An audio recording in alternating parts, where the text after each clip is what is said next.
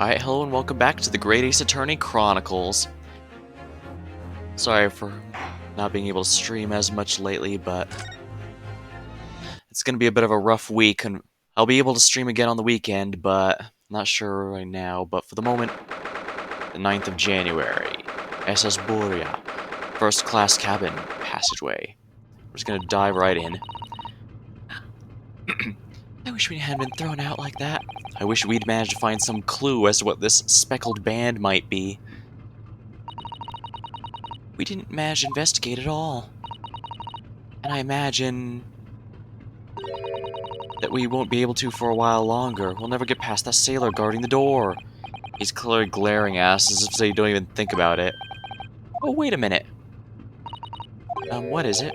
Well, what happened to our great detective friend? Where did he go? Oh, yes, he completely disappeared. When did he do that? He slipped away as quietly as the wind, but not before ensuring these were securely back on my wrists. The only reason the actual only reason he did that was so that Renosuke here could do the dance thing for the investigation phase.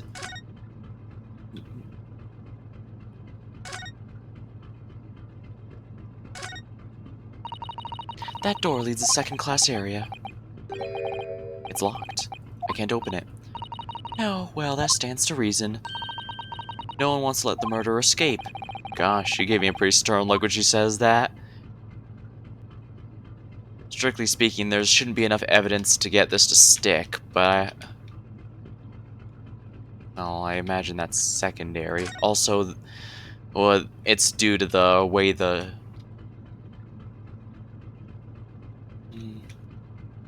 I guess that's kind of the thing about this versus Danganronpa. In Danganronpa, they do explicitly state you need to figure out with the murderer. You can't just find someone innocent. With Phoenix Wright, because you're a defense lawyer, theoretically you could find a way to prove your client innocent, but the nature of the mysteries mean you do need to prove the actual murderer, I guess. First class cabin number 1. Yeah, that's our cabin. Not our cabin, it's Kazuma's. Sorry. Your accommodations can find the wardrobe inside. You know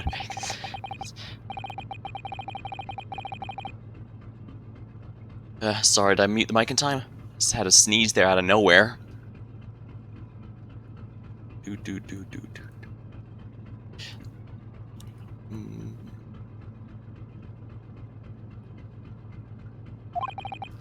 Anyway, I wonder if Inspector Hasanaga's managed to uncover any new clues. That's probably our best bet at this point. Yes, we should probably find him and ask.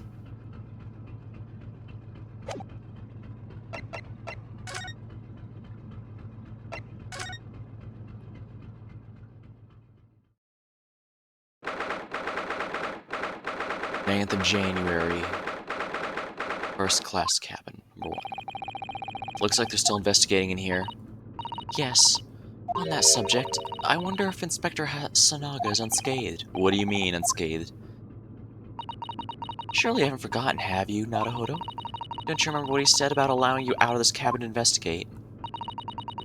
He's gonna talk to the captain about it. He said he'd lay his life on the line for you if he had to. Oh. Yes, I'm sure he was exaggerating, but let's see what he has to say for himself. He might have some new information for us. You never know.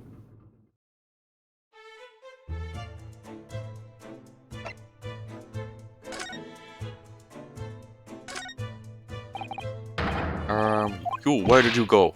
Sorry, I just went to the next door cabin to... What? Who gave you permission for this? Seaman Snaga did, I thought.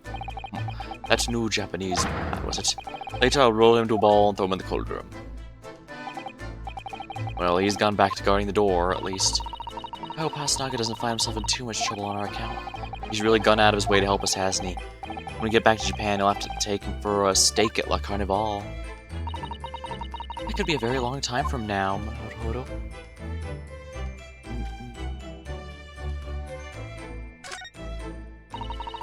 There's nothing on this table at all. The plate and cutlery are all over the floor for some reason. Yeah, it's strange. Last night when I went to sleep, I'm sure everything was still. No, wait a minute. What is it? That's funny. I can't seem to remember anything about what happened after dinner at all. So then perhaps you are responsible for what happened to Kazuma. No, no, no.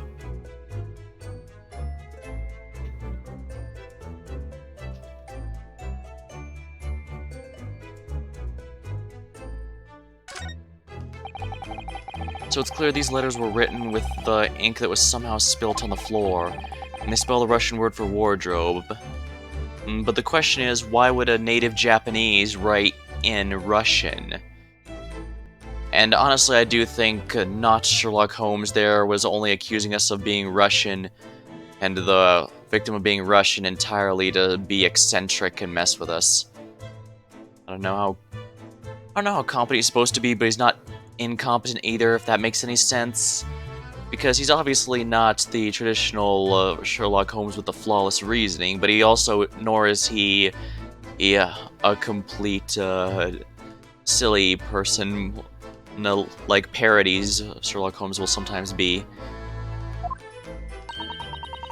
It does seem to be an unambiguous pointer to you, though, as you were sleeping in there. But to be truly ambiguous, it should have just spelt out my name, don't you think? Well, either way, one fact remains. It's hard to imagine Kazuma would have written his last words or word in Russian, which begs the question of who did write it. Yeah. So whoever... Yeah, I thought the evidence was maybe showing up that this would be a complete accident in the end, that maybe the pet snake just accidentally got loose when the ship tilted over,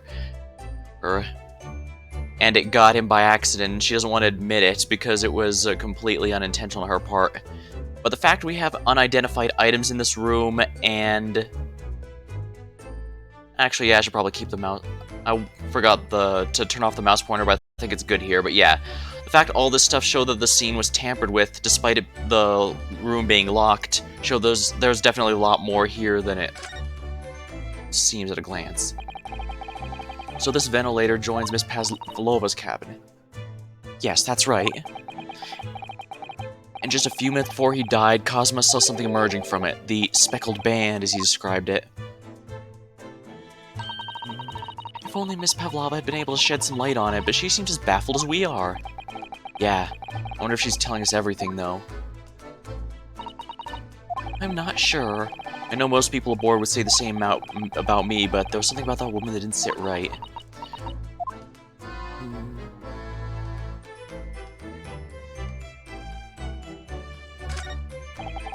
This is where Kazuma spent his final moments, writing in his diary. 1:23 a.m. I can hear a faint whistling sound. 1:35, what looks like some sort of speckled band is dangling from the ventilator grill. Looking at his writing here on this page, it's almost impossible to believe that he's gone. We have a general idea of the time of the murder. Even if, or maybe we have reason to believe that Pavlova's pet snake has a pet snake, and the snake was poisonous that killed him.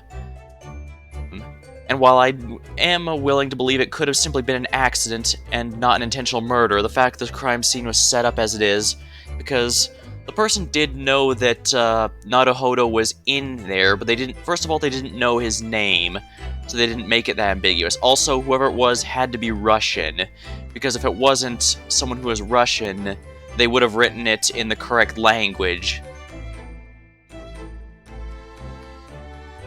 Kazuma left us a valuable clue. Or maybe they somehow thought he was Russian. We have to solve this mystery, Naruhodo. We will.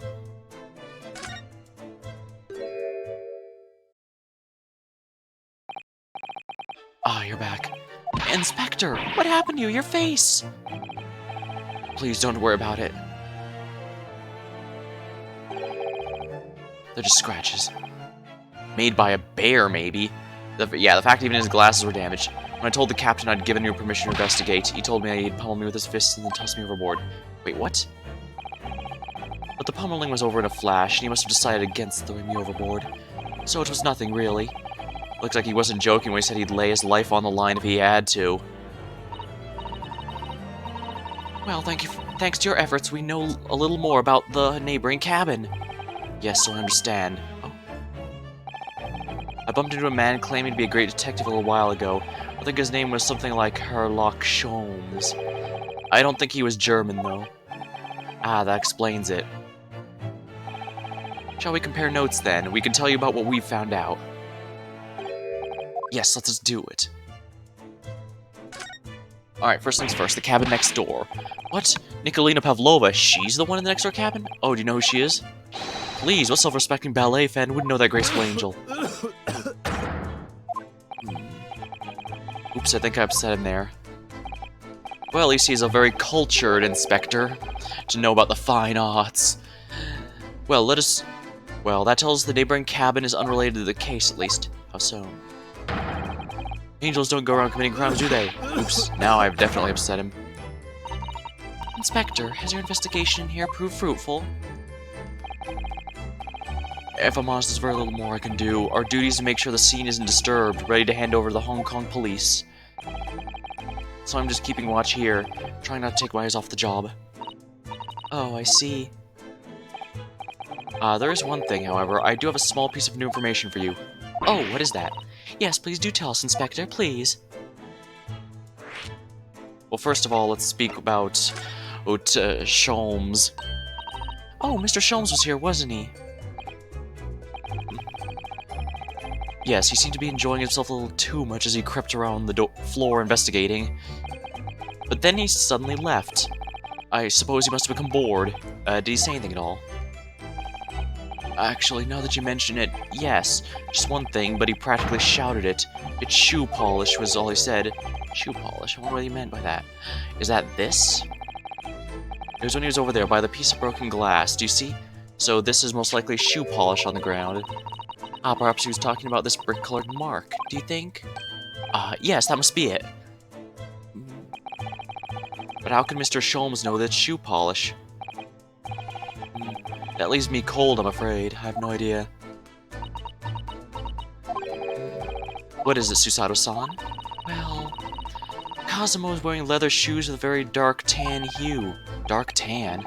Sort of dark brownish red, then. Yes, a little like the color of red wine, but darker. I often repaired them for him. Oh, does this mean this mark was made by the polish on Cosmo's shoes so they scuffed the floor? I still don't know what this bell-looking thing is, though.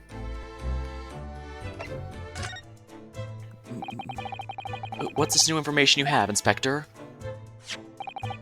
It's this. The Borea medical officer has finished his examination of the body. I managed to obtain the report. Oh, Cosmo's post-mortem report. Cosmo. So what was the cause of death? Damage to the cervical vertebrae is what's written on the report. His neck was broken? Yes, it would seem so. There are no obvious wounds or other signs of injury, so at first I think they were considering poison. But it turns out they found no trace of poison in his system at all. Well, what weapon was used, then? Nothing's been found as of yet, but the fact there are no signs of a wound suggests it may have been a blunt object, something that wouldn't leave a mark. Okay, so he wasn't strangled, and he may not have been bitten then, but... Interesting, so it wasn't a snake bite. All the body's nerves run through the spine to the brain. A strong enough impact to the neck could induce death. It is a possibility, and no obvious wound would be left. Poor Kazuma. I can only hope his final moments were short and painless, as the best of their ability. I have a second copy. If it might be useful, you're welcome to have it. Really? Are you sure? Yes, it's fine. I trust you. After all, if I didn't trust you, I'd never have agreed to you leaving this cabin in the first place, would I? Post-mortem report's been entered to the court record.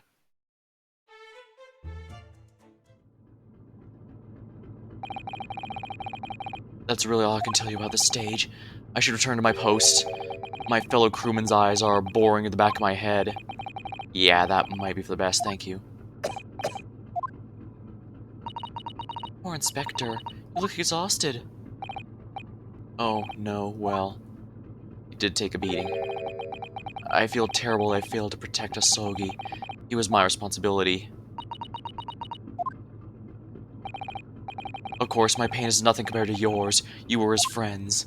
The truth is, I seem to have had a heavy head ever since I woke up this morning. Heavy head, that's interesting. My head's still throbbing too. So was there a gas sent through this area?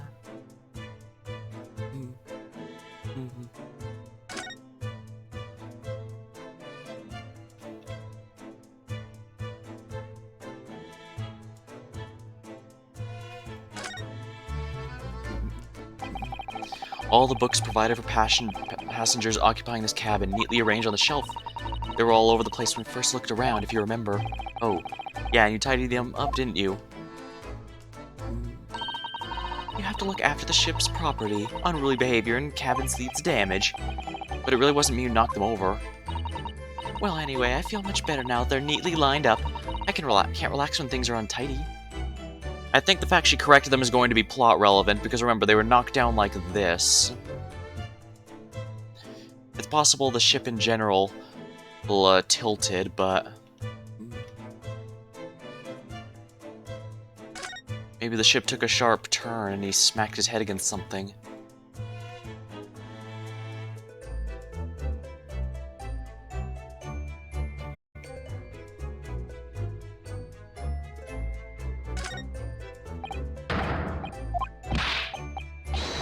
Alright, this is just repeating.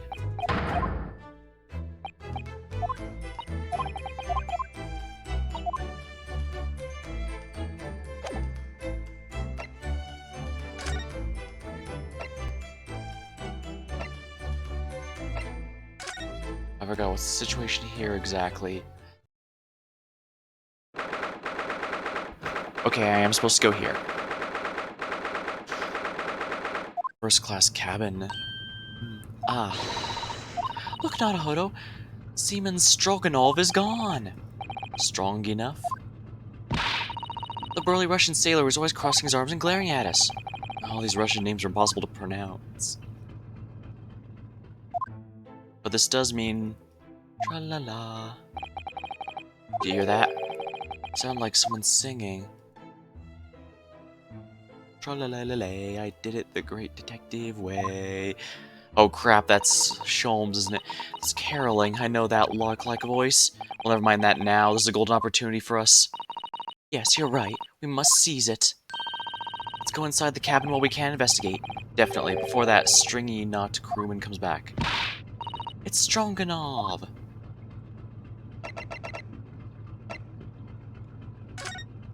No point in wasting time. Yeah, the snake's gone, because she knows it's most likely what the speckled ban is.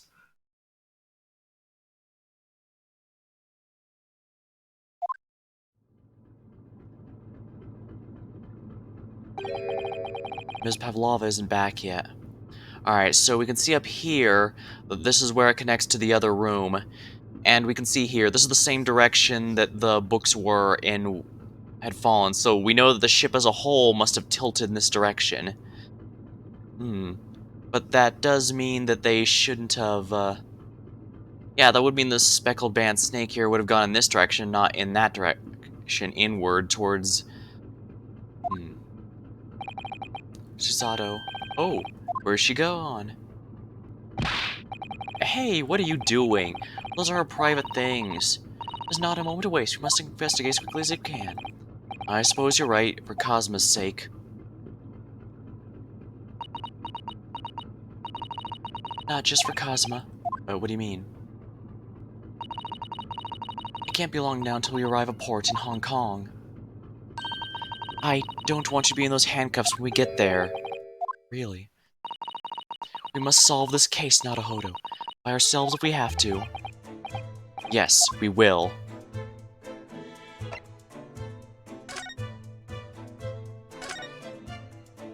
The books were knocked over just like in the other one. All of them toppled over together. Look. Every single one. Do you think that's the god of sea, perhaps? He's toppled too, though. It's exactly the same as the bookcase next door, in Cosma's cabin. Hence why I think the whole ship as a whole must have, tilted. Perhaps. Perhaps Ms. Pavlova was practicing a difficult ballet pose and fell? I don't know, would she really be practicing ballet in the same night she ran away from her ballet company? Alright then. It must have been you. You lost your temper and knocked them all over in a fit of rage.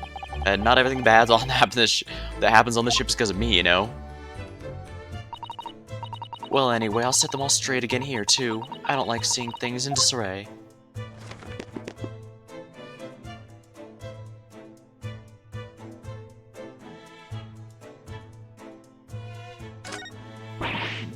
Oh my, the case is open, and it's completely empty inside. According to the great detective's great deduction, she was hiding her special friend in there. A snake. That's right, a friend she had to keep secret. Because you're not allowed to bring animals aboard the SS Buria. I wonder what kind of animals she had in there. And more to the point, where is it now? Most likely with her, if I had to guess, because there's no way she'd leave this room and this open if it wasn't with her. That looks like a doctor's bag. Naruhodo, are you there? Sorry, I'm right here, yes. Why? Oh, good. I thought you might have climbed into the wardrobe when I wasn't looking. There's no place like home. Believe me, I don't have some strange compulsion to jump inside every wardrobe I see, you know? Well, anyway, I'm not sure anyone could fit inside this one. It's full of beautiful outfits. I suppose they're all stage costumes. I was rather hoping we might find Miss Pavlova's friend hiding in there, but no such luck. There's one of these next to the bed in Kazuma's cabin, too. Yes, it's a bell cord. I can't resist. She barely hesitated there. She gave it a good tug, too. There must be no one at the switch right now. No, I didn't actually expect anyone to come. Well, we don't want them to. We're trying to investigate in secret.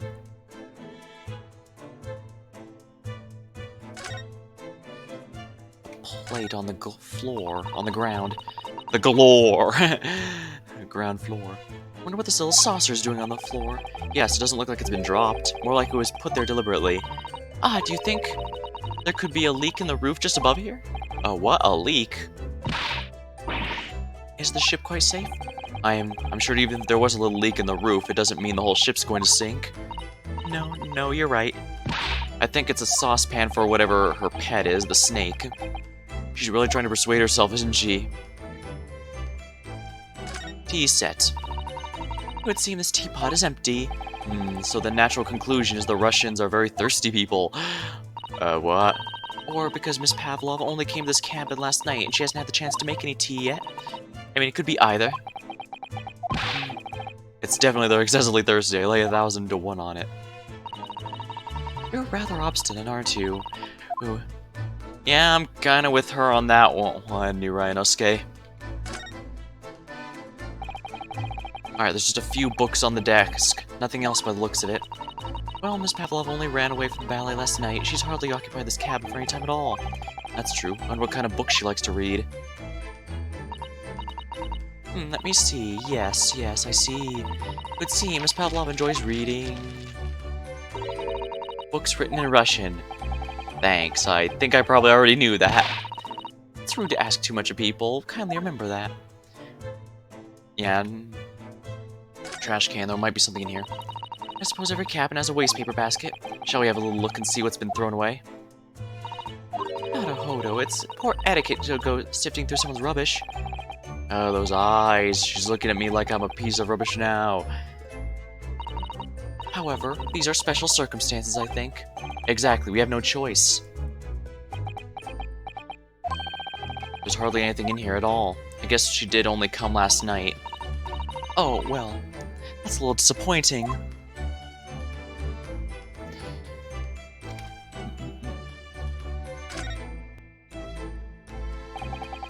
This cabin door has the same simple sort of bolt latched on that our cabin door has. The bolt's across. There's no way anyone can enter the cabin from outside. Yes, it's not a particularly heavy-duty bolt, is it? Still, it wouldn't slide across of its own accord, would it? No, the door is made out of metal. There's no chance of using trickery with magnets to unbolt it from the outside or anything like that. Yeah, they really want to make sure that it's not going to... they're not using any tricks to make the bolt work from the outside. And it seals up perfectly, too, to stop seawater from coming in. So you couldn't use the method you told me of passing a thread through a crack around the closed door either.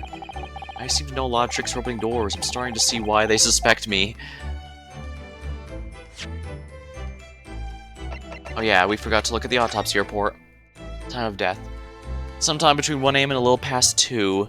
So, and we know from the journal update he was at least writing up till 1:35. Damage resulting in instant death. Okay, so instant death is good to know. This also means it was impossible for him to write a message, even though we already knew that, because why would a native Japanese speaker make their final message in Russian? But yeah, this, if there was any doubt before, this proves it is impossible that he could have written anything. The victim's neck was almost certainly broken as a result of strong blow. No external injuries or traces of poison.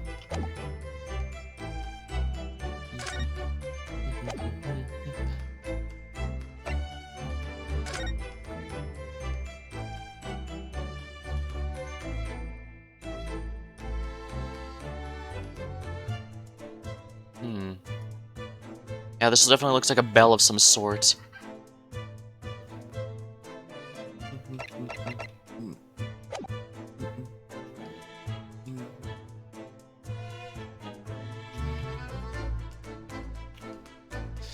there anything I'm missing here?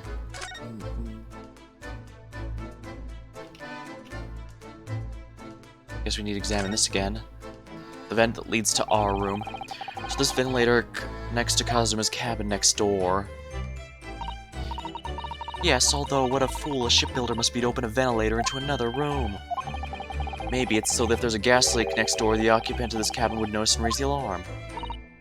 Or the occupants of both cabins will both die of gas poisoning. That is a possibility, yeah. Anyway, last night, Kazuma wrote that he saw a speckled band coming out of this ventilator.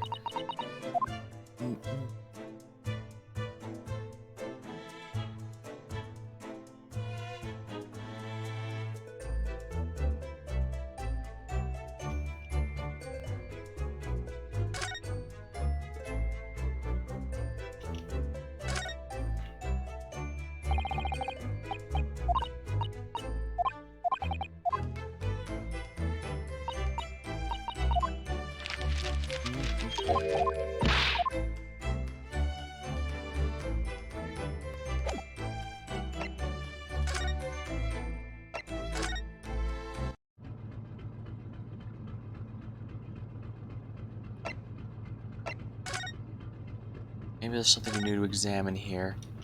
Oh, it's Sholmes. Oh, it's Mr. Sholmes, look! Wow, you never know where he's gonna turn up next, do you? He seems to be stealing a look at something he sings as he sings to himself. Tra-la-lira-lay, I did it the great detective way. He's still singing. Do you think he hasn't noticed us? Or simply in extremely high spirits? Yes, there were times, I'm sure you knew, when they yarred bit of more than it could chew. And through it all, when there was doubt, it's lucky Herlock was about. Excuse me. I solved it all, and I stood tall. I did it the great detective way. Mr. Sholmes. Ah! What is it? You want to fight? Honestly, interrupting a fellow when he's singing. I was just about to reach a climactic finish. Sorry, I thought you were never going to stop, so I figured now's a good time as any. Ever nearly dropped you on the floor with one of my famous right hooks? Well, Sherlock does know Baritsu, so presumably Herlock here would too. Or at least something. Now, could you put those fists away? Almost looks like he's dancing the Macarena. Well, Mr. Sholmes, you seem to be examining something before we interrupted you. Ah, yes, that. I was immersed in the study of the ship's log, as penned by the stocky-built crewman who's usually on guard here. Oh, yes, the ship's log. And did you find out anything useful from it? Well, for 2 AM this morning, the majority of the entries are blank, which means there was nothing to report. Nothing of note happened, so... Ah! Ha ha ha ha. You truly are a student from the land of the rising sun. You've been utterly blinded by it. Oh, I get what he was... Okay, that went in a much better direction than I thought it was going to. I'm sorry. Your logic, my boy, is inverted. Whatever you ever do you mean, Mr. Sholmes? Observe the other pages and all should become clear. It would seem the same crewman often stands sentry in the first-class passageway, and he has almost religious practice of recording nothing to report every half hour. Oh, he writes that every 30 minutes? Yes. Greetings, Captain. Nothing to report. Precisely. Put simply, the seaman writes nothing to report when there's just that. And yet, the ship's log from last night is largely blank. He didn't even write nothing to report. Do you mean? That's right, there was actually something to report. There were circumstances afoot last night which led to him to being absent from his post. What kind of circumstances? What happened? Yeah, the crewmen were all part of the, way to get the girl freed from the ballet she ran away from. That remains a mystery but we can be sure something significant took place, so significant that it caused the seaman to forget his regular habit of scribing nothing to report in the log. These are important details. I would stake my life on it. You must log the ship's log in your mental file. Now, that deduction was worthy of a great detective. Yeah, it's something very easy to overlook, but sometimes the fact there is no information could itself be a clue. You're starting to understand what my way is, I see. What makes Sholmes brilliant. Ha ha ha. Brilliance. Ha ha ha. Ooh, ouch. What is it? Are you hurt? Oh, don't worry yourself. I seem to be afflicted with a throbbing head this morning for some reason. Nothing more. So everyone's suffering from it. Well, my friends. Until our next encounter. He's still singing to himself. I can hear it as he wanders off down the passageway. Okay. I think this is... If the ship made some really harsh movements, that would explain why the books fell apart and also why everyone feels seasick. Or it could be that there was some gas put there to knock out people so that they could try and safely bring her in.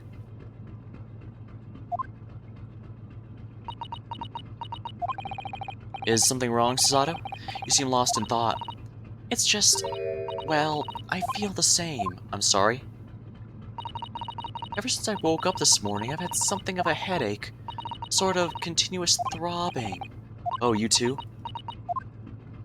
So everyone on the ship has it.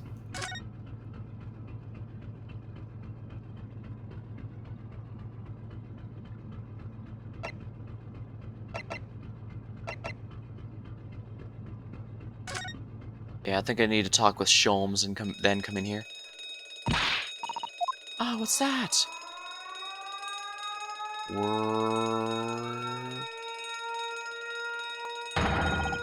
Shut down the engines immediately. Vessel sighted a quarter-mile forward. Full stop. All hands brace for impact. What the? I think we're about to crash into another ship? What? I can't stand. Susato, hold on to me. Wah! Susato, are you alright? Are you injured? I think I'm fine. Thank you. Thank you, Naruhodo.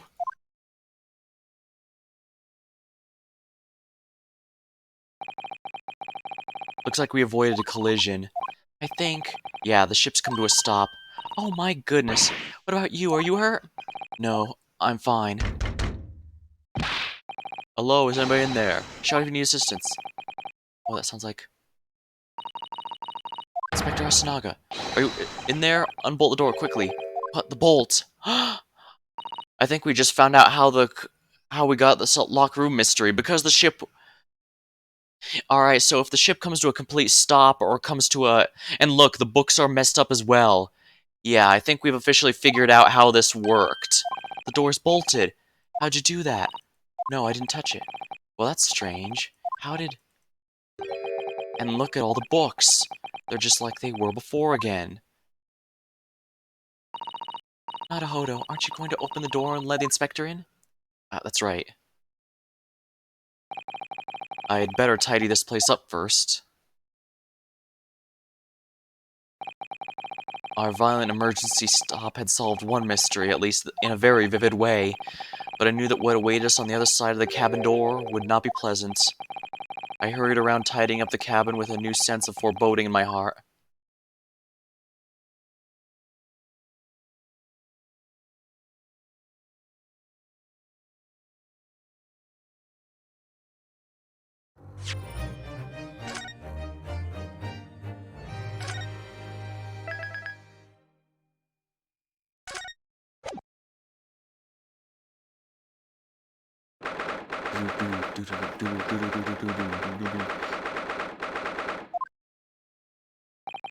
Somehow, the door of the cabin we were in ended up bolted after we made an emergency stop. Susato took a deep breath, then gently slid back the bolt.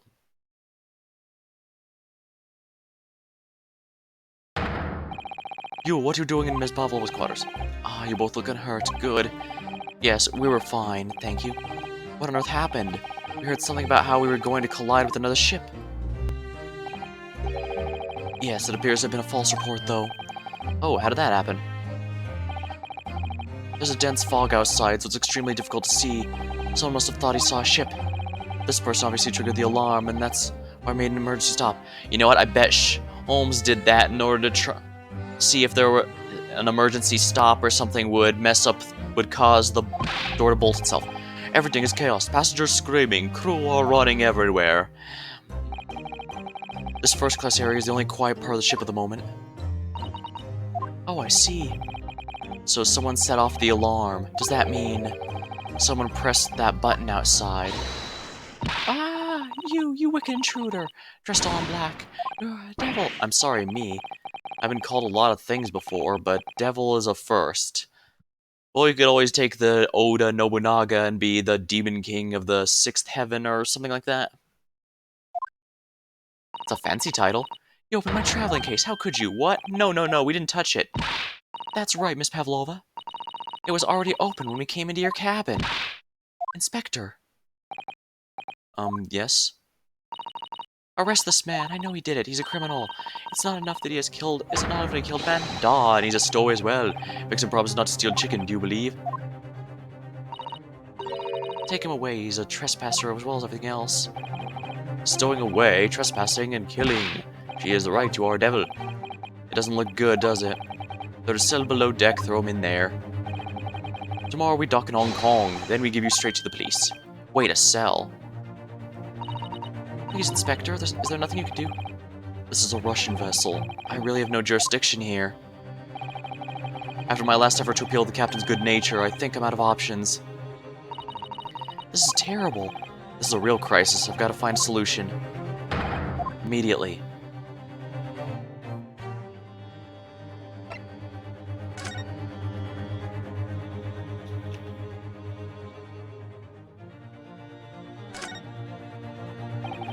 Miss Pavlova, can I... Oh, get out. Listen, I'm sorry we snuck in here without your permission.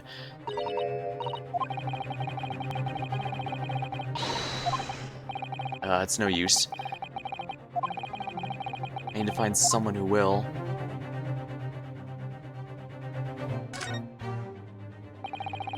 You got yourself into a difficult situation here. By entering this cabin uninvited, I mean. Sorry, I was just so desperate to find a clue. I'm afraid there's really nothing more I can do to help you. If I push my luck any further, a punch to the face will be the least of my worries. I'm really sorry about that. I have to take responsibility for giving you the freedom to investigate the cabin. Now that this happened, I'll have to report to the cabin at once.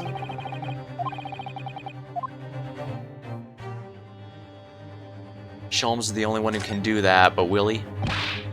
Please, give me a little more time. I do nothing for you except show you the way to ship's prison cell. Thanks, but no thanks. But I'm innocent. I didn't kill anyone. And trespassing? Stowing away?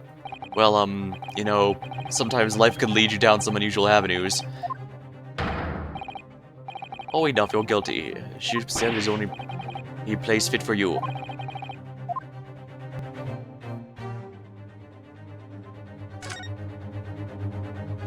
As expected. What the? What are you doing up there? Mr. Sholmes? Naturally, I was analyzing with a weight of 20,000 rubles felt like on one's head. I've not told you that as a detective it's my business to know what other people do not. This isn't mere tomfoolery, my boy, oh no. Well, why were you hanging from that hook before then? Isn't it obvious to properly assess the weight of the 20,000 rubles? I wish to determine if it would bend that conceited-looking hook on the wall, so full of brag and bounce. I never know whether to take this man seriously or not. Oh, you know what? I bet he was trying to see if it would be damaged by the... Maybe he was trying to see if it would be damaged by the ship moving. Ah, you again, the great detective. Ah, Inspector, I confess I've been looking for you. I have something to report to you most urgently. Well, you might try looking for me somewhere other than the hook on the wall next time. What is to report? Speak. An urgent report from the great detective can mean but one thing. Yes, the case of the curious murder that took place last night here on this vessel, the steamship Borea, has been solved. By me, naturally. Oh, wait, what? Really?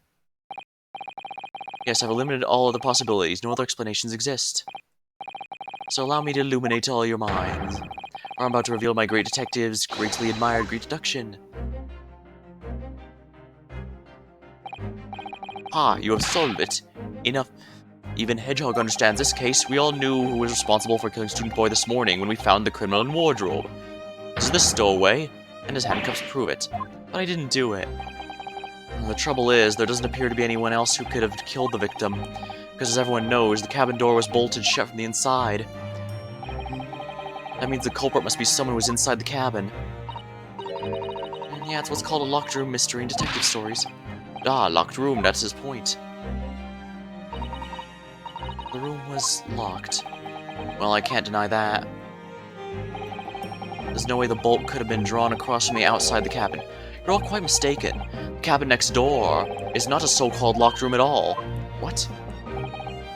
Oh yes, there's another entrance. An entrance used last night by the culprit to gain access to the cabin despite being a bolted door.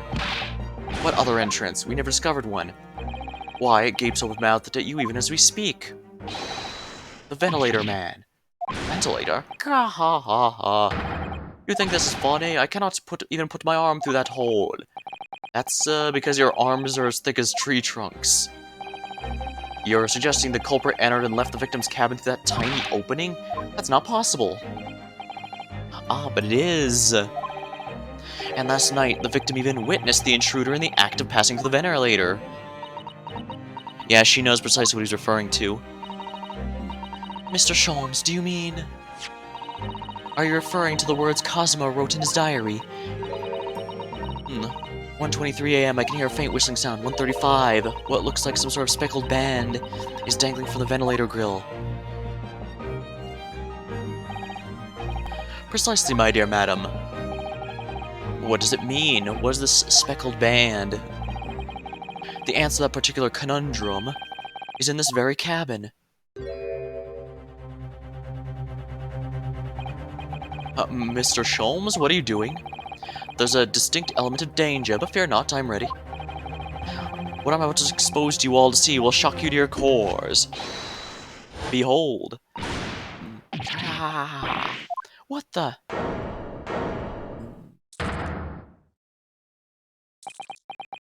Strong and all. Oh, he is not at all phased. Allow me to introduce you all to the band, the speckled band. Snake? Indubitably.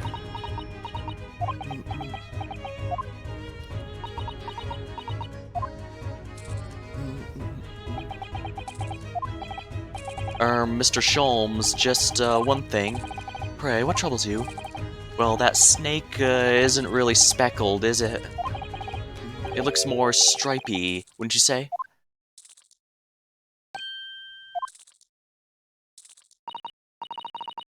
Yeah, you're right. I think in this case you'd have to call it... the striped band, wouldn't you? Ha ha ha. You both see and observe with distinction, however... do you not think that's precisely the trap in which the culprit wishes for you to fall? My goodness, really? It's a trap of sorts? How exactly? I think perhaps it's time I explain the intricacies of my train of thought. And yes, Admiral Akbar would have approved. Are you ready, Miss Pavlova? I'm sorry for the young man who died. That is all. His death has nothing to do with me. The whole thing had nothing to do with me. There are two conclusions I've drawn from the facts. Number one, last night your friend infiltrated the victim's cabin. And number two, that same friend was responsible for the victim losing his life. This was theory I did bring up a bit earlier. It was entirely possible it may have simply been an accident. She's turned white as a bowl of rice again. She almost must be right. He hit the nail on the head. So this young woman's friend killed Mr. Asogi? Looks like he can't speak with a snake coiled around his head. I would advise as little movement as possible, Seaman. You wouldn't want the fangs of that long friend in your neck. So everyone, let us begin. Sherlock Sholmes is proud to present Logic and Reasoning Spectacular. The game is afoot.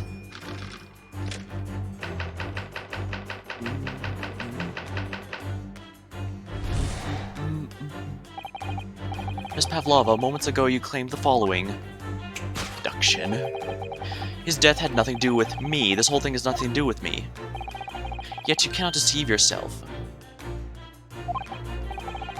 Yes, when you recall those horrid events, your aching heart smarts with pain. And it's that very pain that evidences your inextricable link to the victim's death. So we ask, what was the nature of this intruder that stole into the victim's cabin on the previous night? Why, naturally, it was the friend in which you boarded this vessel, was it not? Ah, as I suspected, another telltale glance. Without a doubt, your friend is the writhing serpent we see before us. And yet, that fact leaves us with a quandary. The victim's written observations on the night of the question tell of a speckled band. Whereas, regrettably, this specimen's markings do not fit that description. What explanation can we give then, pray? What was the sight that fell upon the victim's eyes last night? No, don't look at me. That's nothing to do with any of this. Oh, but it does, for you have the answer to this quandary even now, hidden behind your back. Yes, that's what you are trying but failing to conceal. The snake's sloughed skin. It shed skin. Evidently, after a subtle and horrible crime, most that friend of yours shed its original skin. I don't know what you're talking about. Last night, through the ventilator visible in the cabin, your then speckled friend slithered next door. Using the bell cord as the bridge, the serpent silently descended to the victim's quarters. In the dim light, it appeared the young gentleman was about to lose his life as a speckled band. In summary, the nature of this friend of yours, which last night infiltrated the scene of the crime, is a rare breed of snake whose markings change each time it sheds skin. A snake so dreadful we can only imagine it would be found in the deepest depths of India. A beloved speckled snake. Topic 2. How Mr. Asogi died. Moving on, we come to the heart of the matter. The grim demise of the victim. How did this young man lose his life and why? According to the data of which I've been apprised, it would appear there were no visible signs of injury.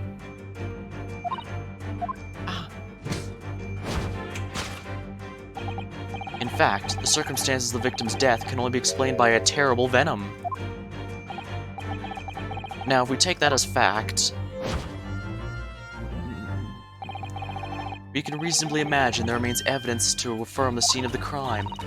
Oh no, could there be? Yes, an examination of the deceased body will prove the cause of death conclusively. The almost but not quite imperceptible puncture wounds left by the venomous fangs will conceal the truth. Yes, the vestiges of snake bite. This makes no sense. This makes no sense. There's no point feigning ignorance, Miss Pavlova. After the incident, you endeavored to hide everything, didn't you? But now your involuntary glance betrays the hiding spot you chose. That's right, you hid the evidence that links you to the victim's death in the traveling case. When we first met in this cabin, it came to my attention your case moved periodically. Your serpent assassin was restless inside, no doubt. You don't... It is telling the victim made note of a low whistling sound that we heard minutes before his end. Here's your signal, was it not? The sound you used to train your serpent friend. Train. Indeed, you put it through the ventilator and wait. After a period, you'd summon it back with a whistle. Alright, we know this can't be true because you heard the whistle and then it happened. You would know if the animal next door had done its duty, so you would listen for signs of life. If the victim appeared to not have been dispatched, you'd release the snake once more. Do you deny the snake has undergone such training? It's not true. It's not true. Having slithered through the ventilator and down the bell cord, the creature needed only to sink its fangs in once. And its venom would course through the victim's veins, ending his existence forever. That is the true nature of the speckled band that took the man's life. There can be no doubt, the logic is infallible.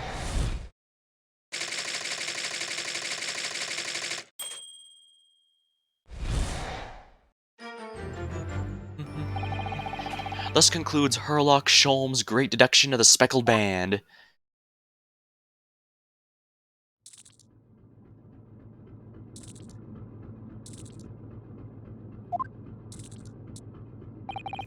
Ms. Pavlova's trained her pet snake as a killing machine. There on the floor you'll observe a saucer of milk. A promise of food is the key to training any creature. Incredible, you solved the mystery. Well, amazing, your great deduction lives up to its name. I now see why Herlock Sholmes has become such a household name. My dear man, it was nothing remarkable. As the Russians say, I could have done it with one left hand. Something seems off, Susato, because I agree. Could I venture an opinion, Mr. Sholmes? But of course, what's on your mind? It's just, about your deductions before, some things didn't quite make sense to me. I welcome questions as to my method. I will answer both loudly and proudly. Oh, well, good. First of all, snakes are egg-laying creatures, part of the reptile family. Ah, you are well informed, madam. And reptiles, they don't drink milk. Ah. It's really only mammals that drink milk, you see. So, I'm not sure it would be possible to train up a snake using milk as reward. No, madam. No doubt Miss Pavlova used some other treat to encourage her pet. Milk is merely an example. The logic holds. Well, there is something else. Snakes have no ears. Yeah, I'm not sure it would really be possible to signal a snake by whistling. Plus, we have to remember, the whistling was before the snake entered the room. What about Tales from Arabia? Have you not heard the snakes that dance to the sound of flute? I'm pretty sure the performers play their music in times with the snake's natural movements. Yeah, it's not actually the music that works for the snake charmers. It's how they handle the movement. No hands, no feet, no ears. These creatures are so inept as to be practically useless. Don't take it out on the snakes, Mr. Sholmes. Yeah, they're just innocent snakes. There's one other thing. You have more? Snakes use scales on their bellies to propel themselves. So, I'm not sure a snake could manage to climb up a flat bell cord, like the ones in the cabins. Then clearly I should try harder. Please don't be angry with me, Mr. Sholmes. The point is, even if the snake had gone through the ventilator, it couldn't have come back without help. What I'm trying to say is there's a number of reasons why it's difficult to imagine the snake could have had a part in this.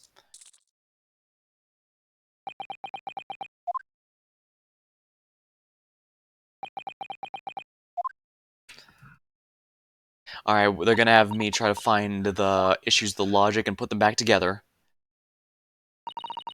I think we need to step in and help again, Mr. Naruto. Oh, no, you don't mean yes. We need to modify Mr. Sholmes' latest deductions and turn them into the great ones they should be. I had a feeling that was coming. Alright, let's give it a try. Just what I was waiting for, Mr. Naruto. Yes, right? So, cast your eyes down to your wrists again. Wait, what? You've done it again. Your handcuffs are gone. Where did they go? Fear not, I shall see they're restored after our work is done.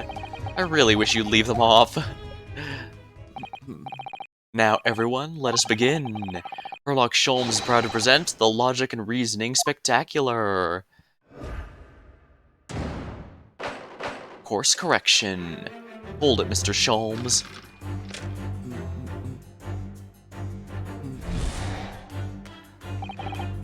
Ms. Pavlova moments ago claimed the following.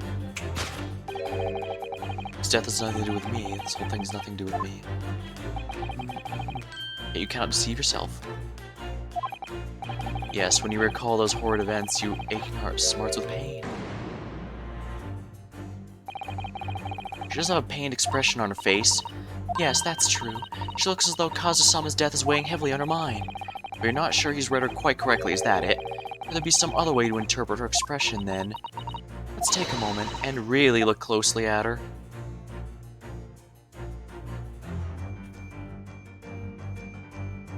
Claw scratch.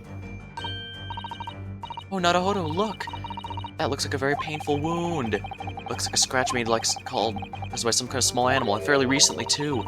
But whatever scratcher doesn't appear to be around here.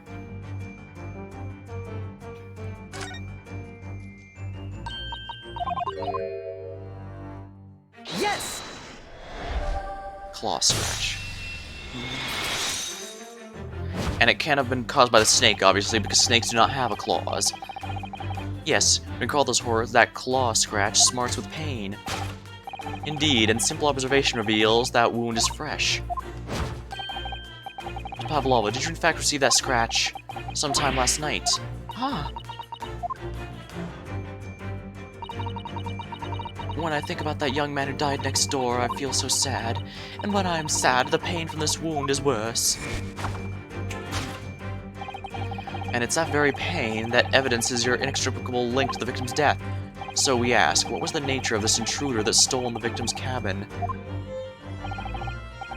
Quite naturally, it was the friend which you boarded this vessel, was it not? As I suspected, another telltale glance. Without a doubt, your friend is the serpent before us. Oh, it's not the serpent. Seems likely the scratch mark on the back of her hand was made by this friend of hers, doesn't it? Except snakes don't have claws, do they? No, they don't. They don't even have hands or feet on which claws could grow. Well then, if that snake isn't our pet, then what is? What's the true identity of this friend of hers? We should follow her gaze.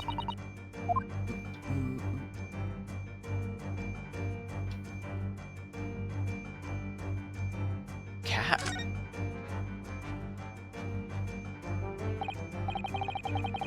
Oh, look at the photograph in this frame.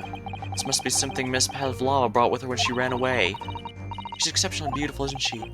Yeah, that's true, but it's a little black creature she's holding that's caught my eye. Maybe we better take a closer look at this. Look at the little cat she's cuddling here. Oh, what a cute little kitten. Could vie with you, couldn't it, Naruhodo, for the blackest outfit? And the black kitten. Look at this picture, at least. Miss Pavlova seems very attached to it. Oh, the snake must have eaten it.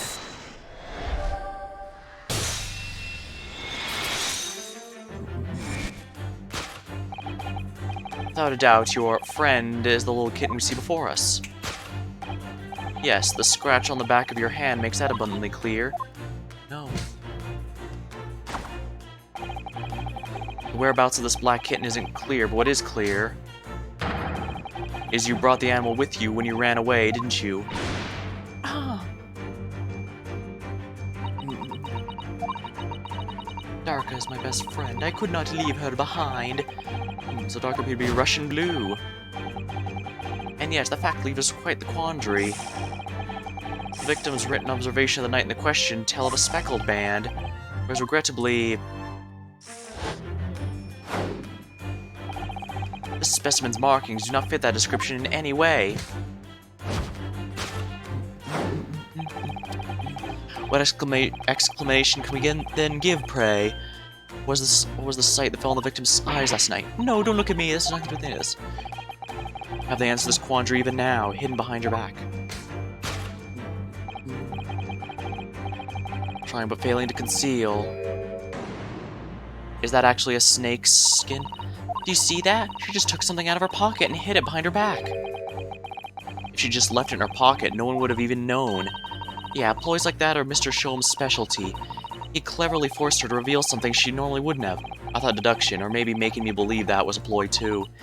Anyway, I find it hard to believe that's the skin of a snake. In which case, just what is Miss Pavlova hiding? Well, I guess we need to rotate.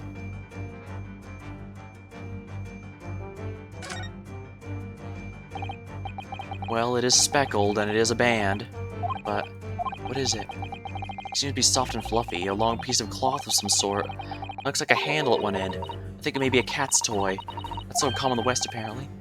How is it a toy for cats? Cats like to chase the band around and paw at it. Kittens in particular love that sort of play. You only need to wave it in front of them and they pounce to catch it. Ah, sounds positively adorable.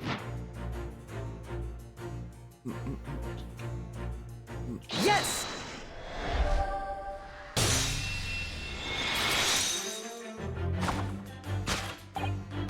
Yes, that thing you're trying but failing to conceal is, a cat's toy, right? Precisely, a true nature of the now infamous speckled band. And that toy you dangled through the ventilator. You waved it around, I presume. Naturally, the victim could not fail to notice it. But why? For what reason? My dear boy, there can only be one answer to that. After a feline friend disappeared through the ventilator in the neighboring cabin, Miss Pavlova attempted to use the speckled cat's toy to incite the creature to return. In summary, the nature of this friend of Miss Pavlova's, which last night infiltrated the scene of the crime, is a blithesome Russian blue breed by the name of Darka. A truly troublesome feline young dog is proving to be. She must be caged once found. You'll forgive us for borrowing the photograph of your pet.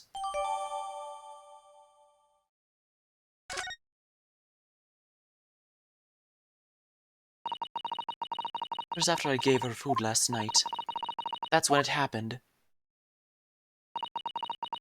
She scratched the back of my hand and then ran up the bell cord. Before I could do anything, she had disappeared. The ventilator. Darka, she's so naughty.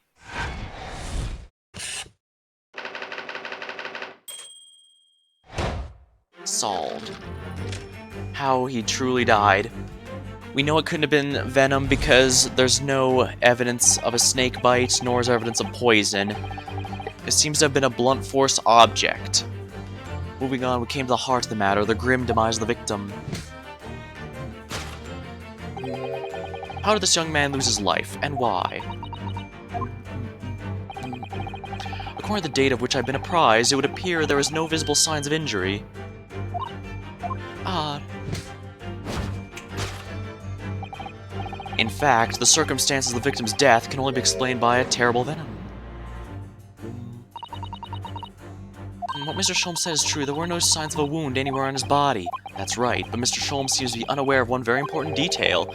Kazuma wasn't poisoned. Yeah, it would seem so. Let's give him the information he's missing now.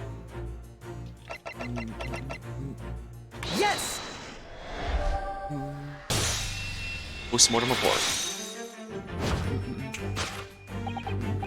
In fact, the circumstances of the victim's death can only be explained by the postmortem report. Ah, yes, I knew it was one or the other. His neck was...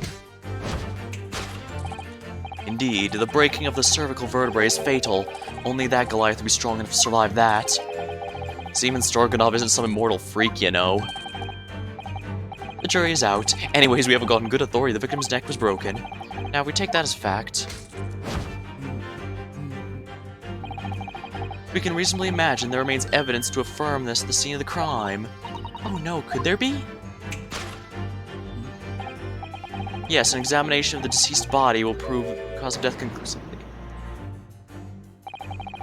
Kazuma died because his neck was broken. In other words, he was probably struck by something, or someone. Yes, that's a distinct possibility. As of yet, no weapon's been found, though. Presumably, Darka didn't silently creep up behind and deal him a fatal blow. I suppose it's possible he had a fall and hit the ground awkwardly. It could have been a terrible act of misfortune that he broke his neck completely by accident. Oh yes, a bad fall could definitely explain it. It's rather hard to believe of Kazuma, though. He wasn't a clumsy man. Well, we need to fix this deduction somehow. Is there anything from the scene that could explain what happened? Yes, there is. Yes! Yes.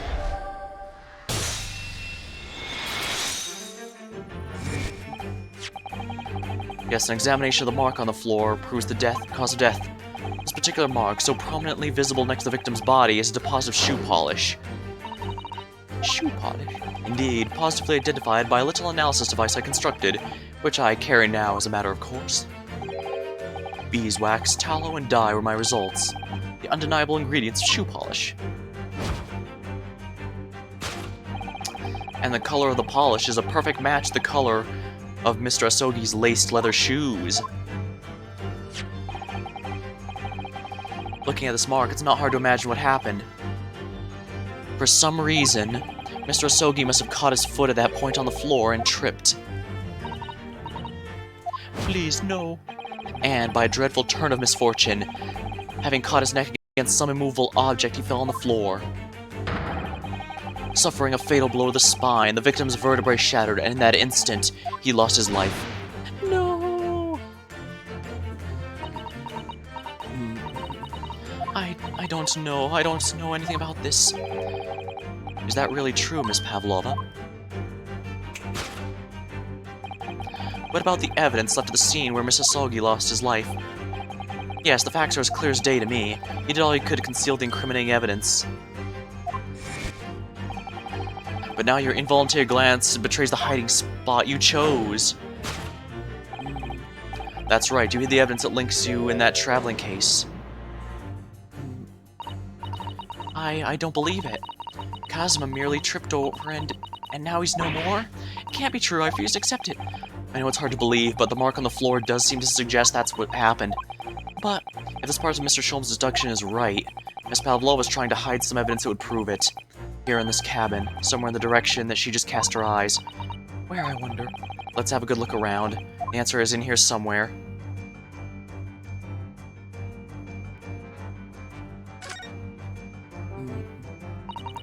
This is a wastepaper basket. Perhaps all the first-class cabins have them. But Miss Pavlova only started occupying it late last night. Presumably there's not much in there yet. Oh, what's that? A broken piece of glass, isn't it? Yes, it is, and I feel like I've seen it somewhere before. It looks familiar. Perhaps it's more than your mind simply playing tricks on you. Yes! The wastepaper basket. That's right, you hid the evidence that links to your victim's death in that wastepaper basket. Ah. Here we have a fragment of some intricate glass object, it would seem. One that has a familiar air, in fact. Precisely, we found another piece of broken glass on the floor in Mr. Asogi's cabin. As you can see, the two pieces fit together perfectly. Oh no! So, Miss Pavlova, shall we consider what this tells us? Why would it be that part of this glass object, which was evidently broken in the scene of the victim's death, should be found in the wastepaper basket in your cabin? You're well acquainted with this glass bell, are you not? I don't know. And that hushed Russian accent of yours won't save you this time, dear girl. Why? Because we have conclusive evidence linking you to the bell in question. What? Take it away, Mr. Naruhodo.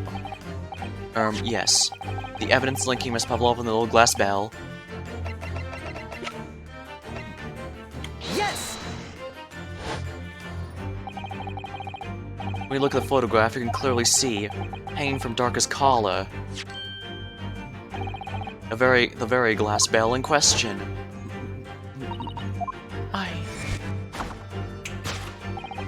The truth has caught up with you, Miss Pavlova. The young man who lost his life last night did so after a truly inauspicious fall.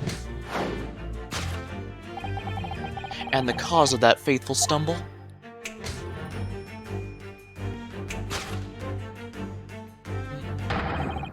Your absent feline friend, Darka.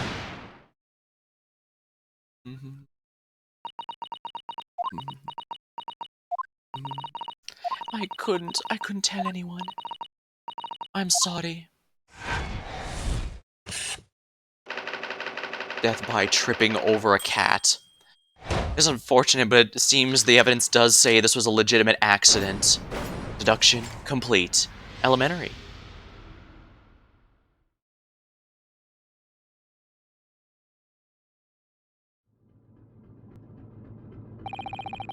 Why don't you tell us now, Miss Pavlova? Tell us exactly what happened last night.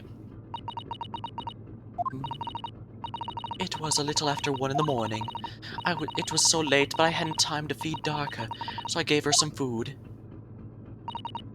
And then, all of a sudden, she scratched me and jumped out of my hands. People do say cats become very anxious and nervous to new environments.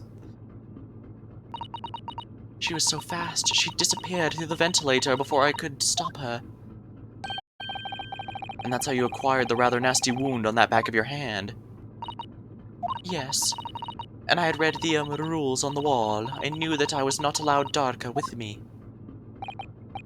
Yes, modern science suggests that animals can carry infectious diseases. It's a precaution, really. So I listened and listened, trying to hear if there was some noise in the next cabin.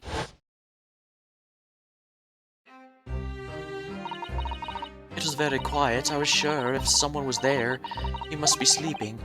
So at some point he thought it safe to try and lure the kitten back again by dangling the end of the toy through the ventilator and into the adjoining cabin. Darka loves this toy, but it didn't work. Nothing worked. I tried using her favorite toy. I tried whistling to her softly, but nothing. She didn't return. So the faint whistling you wrote about was Miss Pavlova trying to retrieve her pet. Cats have a propensity to remain hidden in the shadows when frightened. Yes, so there was nothing else I could do. I just had to wait until she had calmed down. But then...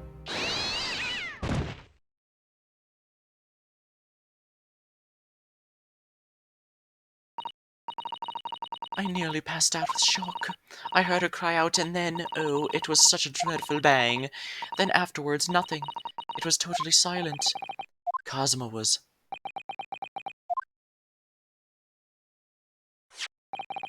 From the appearance of the brown mark on the floor, it seems likely that what you heard was the victim stepping on the glass bell and tripping. This Buri is a very large vessel, but even she can pitch and roll violently without warning. And Mr. Sogi was already off balance as a result of the ship lurching when the kitten got under his feet. The combination of important factors could easily have caused him to fall over.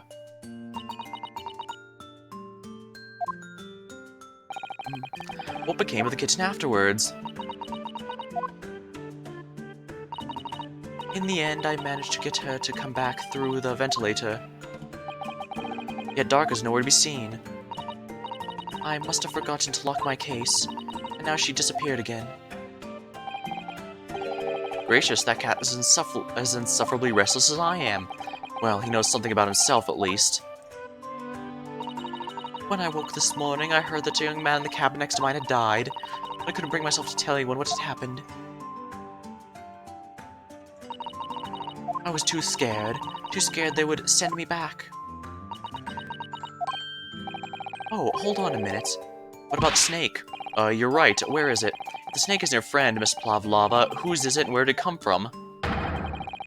What on earth is such a dangerous creature doing aboard the ship? Oh, I didn't say? Snake is my friend. His name is Perosko. Oh yeah, because they have rats in there, so it makes sense to have a snake to eat them. What? That snake belongs to you? He escaped from cage when an emergency alarm sounded. I was looking for him. I did not expect to find him here. Yeah, how'd that snake get in this cabin anyway? But animals are not permitted on board? Ha! We are at sea for 1 year. You want to be so long without a close friend? Without someone who understands? Couldn't you find someone a little more human who understands you better? Oh, but my dear burly fellow. A gargantuan venomous snake? Surely you can appreciate the danger you're putting everyone in. No venom. Orosco does not have venom. He is a harmless, very long, but very gentle. He is adorable, like Granny.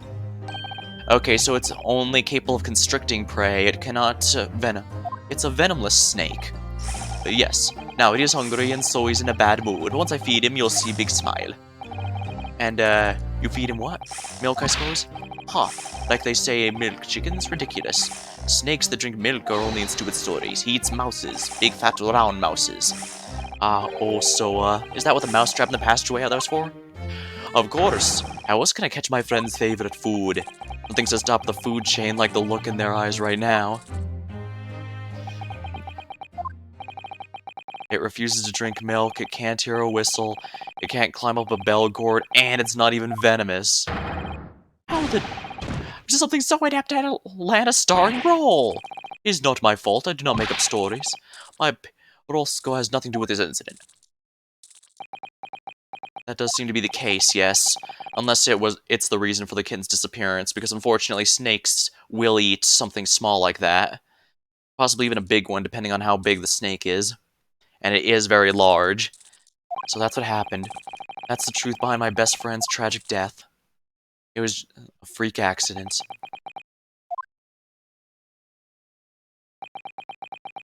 It's disappointing, but...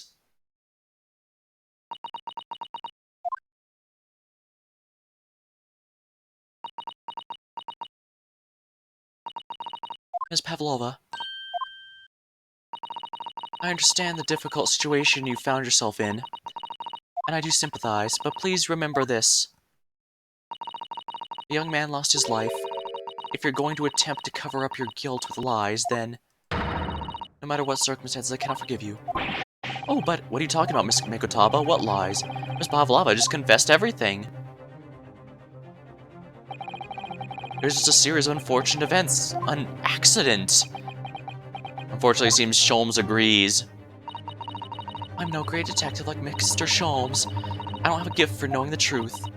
But even I can see that was not the truth. Don't you agree, Mr. Naruhodo? To be perfectly honest, yes. There's a discrepancy in her story, and I'm sure of it. I just can't quite put my finger on it. Because it doesn't explain the message on the ground. I confess, I was intending to let Scotland Yard deal with any outstanding issues on this matter. Oh. I'm only present here for a very specific reason. The truth is, you, Mr. Naruhodo, are simply a distraction. I do hope you've not been finding your shackles too uncomfortable. Of course. Not again. When did he do that? Especially as they're on your wrists as a result of my intervention. I was rather hoping I could resolve matters before we made our next port call. You were... Mr. Schultz? Yes, but I overlooked one important detail. The deceased young man was a very close companion of yours. Was he not? Yes, he was. Cosmo was my closest friend. I owed him my freedom, even.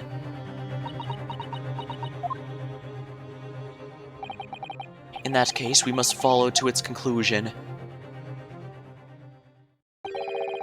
No further distractions. You must uncover the real truth here, Mr. Naruhodo. Yes, whatever that may be. The key to this is in the discrepancy in Miss Pavlova's story, I'm sure. If I can chase that down, maybe the truth will become clear. The truth about how you really died. About how the scene in your cabin really came to be. Alright, I'll see what I can do. Excellent. Thank you, Mr. Naruhodo. So then, shall we begin? Yes. What should we ponder first? Is the victim who lost his life in a cabin that was bolted from the inside? Was it truly an unfortunate accident, or no accident at all? That's what we must establish first. We've already established it, haven't we? The man tripped over the kitten that climbed in the ventilator. Tragic, yes, but it's still an accident, isn't it? Hold it. Wait, let's take a step back. It doesn't make sense if that's what really happened, does it? I'm going to have to ask you to spell it out for me, I'm afraid. Yeah, it's starting to take shape now. There's a clear contradiction between the facts. In Miss Pavlova's story here, that evidence is right here in Cosmo's cabin. It's undeniable. His death couldn't have been a mere accident. Really? Let us show our hand, Mr. Naruhodo. Time to present the evidence. Unequivocally, the victim's death was no mere accident. Yes! The truth is clearly recorded in this photographic print. There's no way Mr. Asogi could have left this message on the floor. That script, it's Russian, isn't it? Indeed it is. The word written on there means wardrobe. I see what you mean. Most people would leave a dying message in their native language. Japanese, in this case. Oh, but maybe he was studying Russian. It's a simple language. He could have picked it up very fast. That doesn't seem likely. That's actually not the point. It makes no difference whether he knew Russian or not. I'm sorry, what do you mean? Exactly what I said before. There's no possible way Mr. Asogi could have left this message on the floor, and the reason why is clearly explained here. Damage to cervical vertebrae resulting in instant death. Instant death. Ah. There's no way he'd have had time to do so, which means after the victim fell to the floor, he couldn't possibly have written anything, because he was already dead. That's not the only reason either. There's something else we found in Mr. Asogi's cabin. A remnant of something that couldn't possibly have been there if what Ms. Pavlova had said was true. So Susato-san's noticed it too, then. Putting the message aside, there's something else that gives the truth away. Another piece of evidence that proves this was no accident. In other words...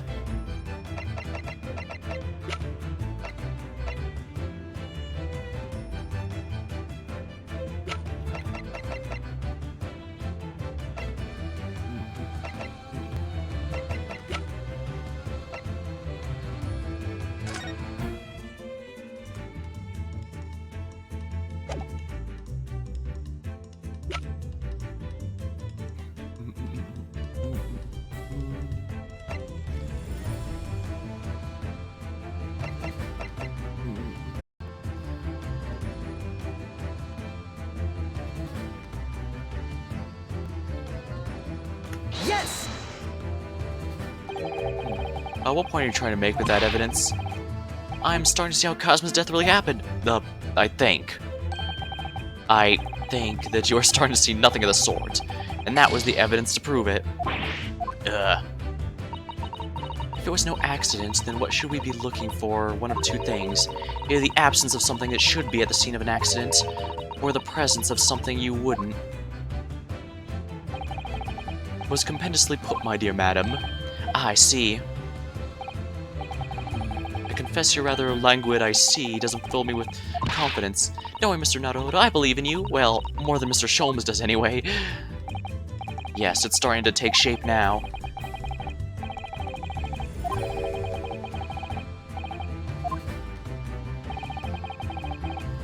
Putting the message on the floor aside, there's something else that gives the truth away.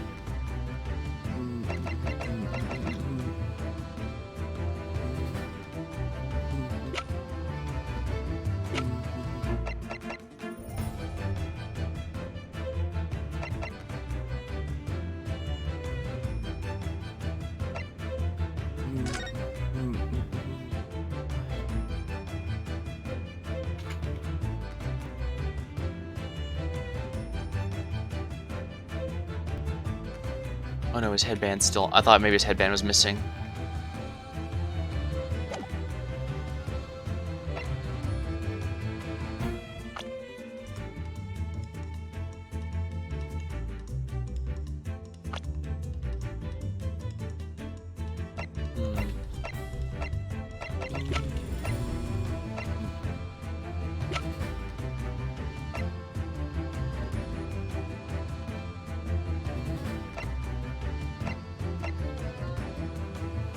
Yes! Oh, I messed up.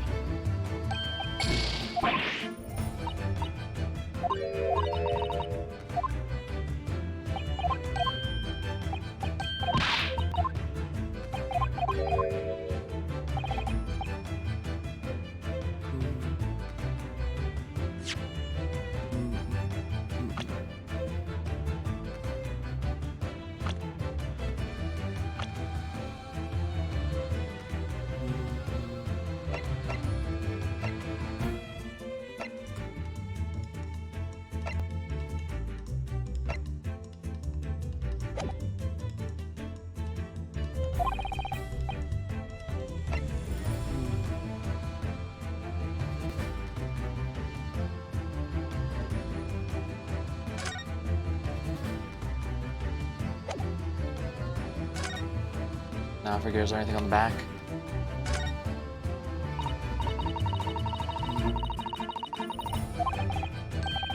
Sorry, it was pulverized rice. Pulverized rice? Yes, I pulverized some of the rice for my evening meal, even though it broke my heart. You broke your heart? What do you mean? Remember, I'm a stowaway on this ship. All I had to eat were Cosmo's leftovers. Even a couple grains of rice could have made the difference between life and death. Oh my. It's been awful for you, Naruto. But I have some glue with me as it happens. You're welcome to use it this evening. Oh, thank you very much.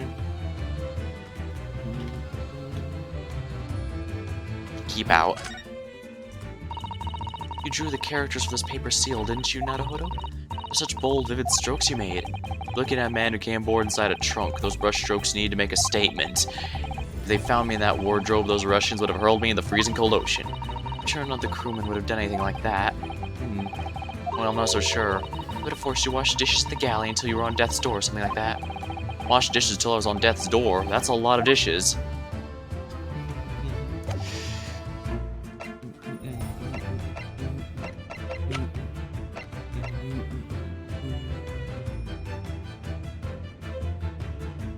Yes! Oops. I can only fail this so many times.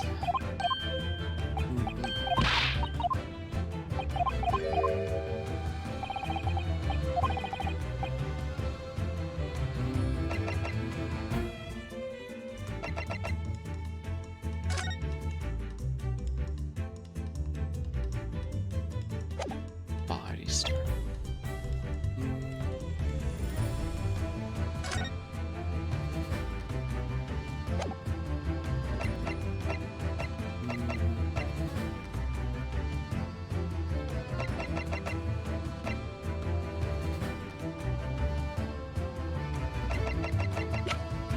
What am I missing? What am I missing?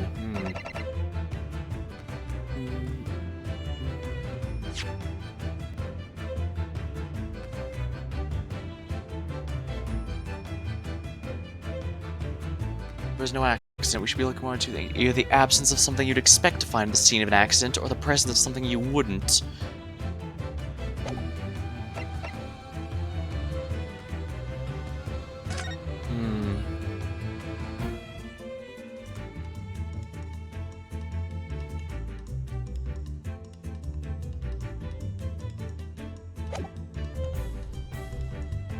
Yes! Oh, well.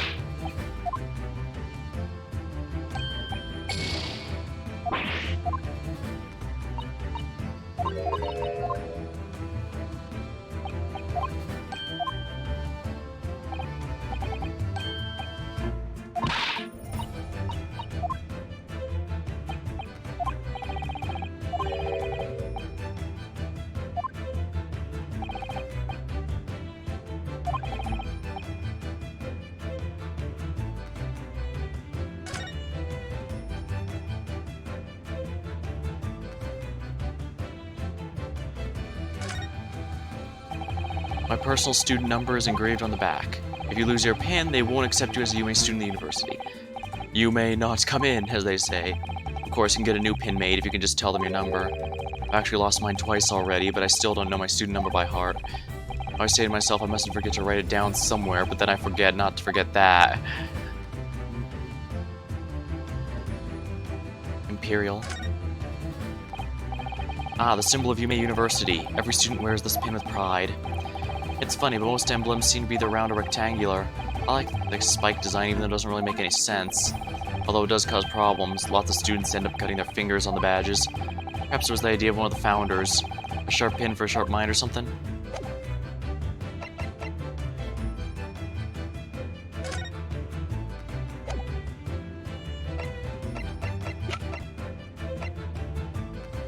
Yes! Oops, that's wrong. I messed up. Too many times.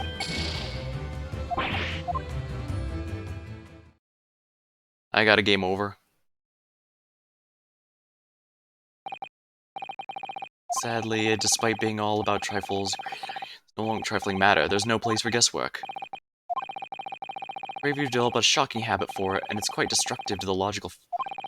Reasoning is an art, and there are only so many times you can erase your work.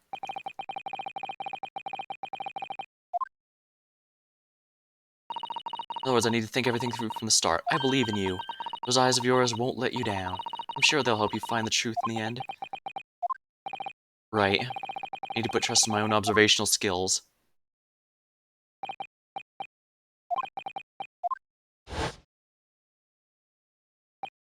Alright, it's going through all this again.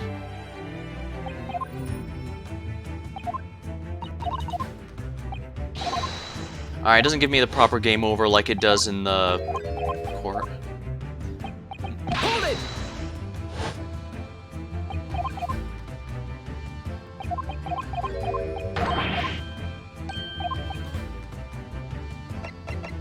Yes!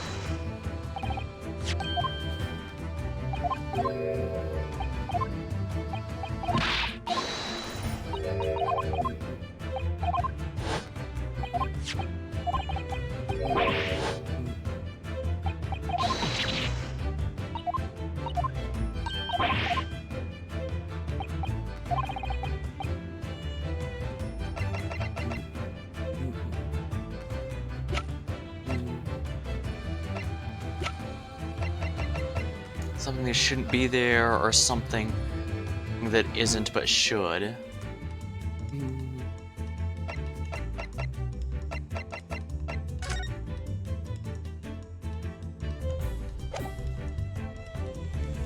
Yes! Oh, maybe it's in the wrong position here. This piece of broken glass next to the mark on the floor. But that's a glass bell the kitten had around its neck. We already know about that. It was broken in half and the victim tripped over the cat and fell. We already have the satisfactory explanation, so where's the logic on that? Unfortunately, there's a big flaw, a fatal flaw. What? That's really what happened. Then how did one half the bell end up back here in this cabin? Yes, remember we found the other half of the glass in the waste paper basket. Would you care to explain that, Miss Pavlova? Oh, no. Both these pieces of evidence clearly point to the same conclusion. That when Mr. Asogi died, there was someone else in the room. And that same person deliberately arranged the scene to disguise the truth, in order to cover up his own guilt. Yes, there was someone else present in... Oh, you're wasting time. Someone else was there? Now, of course, we know this. What are you talking about?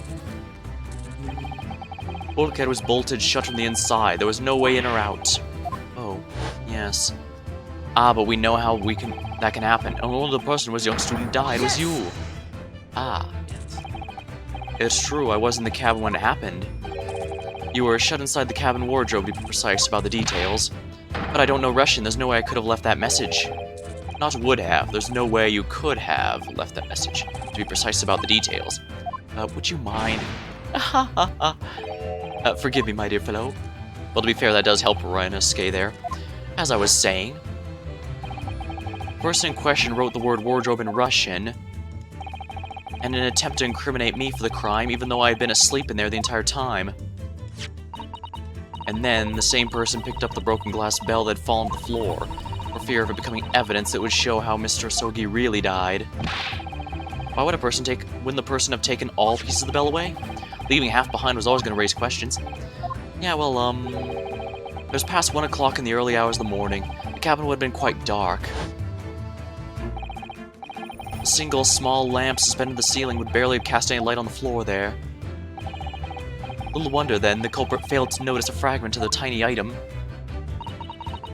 You all suspect me, don't you? Hold it.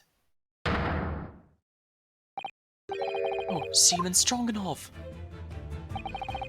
Nina's a woman of the sea. She was a daughter of the strong sailor. 2 years ago, they noticed her dancing skills as she went away to join the ballet company. But before, she was dancer on this ship, member of the ship's band. You do not accuse Ship's Angel of being criminal? Ah, so that's it. You say when young student died, Nina was there in the cabin? But that is not possible. Give my tooth. Well, this is all the most interesting. And why would you give your tooth, pray? How can you be so sure? You were a great detective, you should know. Look truth in eyes. Cabin bulkhead was bolted shut from the inside. Nobody could go in, not Nina or anyone. What do you want to tell me killer can walk through locked doors? It is impossible. He's right. But wait, I've read about this detective stories. People often tie thread around the door latches so they can open and close them from the outside. Thread? Are you stupid? These bulkheads are not barn doors. Certainly not. These are watertight doors, as one would expect to find on a modern steamship, constructed of heavy steel with not a gap in sight. No threads or needles or magnets could have been used. No, of course not. I thought so too, but Mr. Naruhodo suggested earlier, so... Susato, how could you shift onto me like that? So seems strong enough has a valid point. The cabin door couldn't have been bolted shut from the outside. Not necessarily, just that those methods can't be used. What? I put it to you that I could bolt this cabin door without laying a finger on it. And in this very cabin, we can see the traces of the method I have in mind from having been used before. I don't believe it. Well, Mr. Naruhodo, I believe you know what I mean, don't you? A way to shut the bolts from the cabin door from the outside. One way does spring to mind, yes. Do you really know what Mr. Sholmes means, Mr. Naruhodo? Yes, and so should you, because we've seen it happen. Indeed we have. So, would you care to do the honors, Mr. Naruhodo?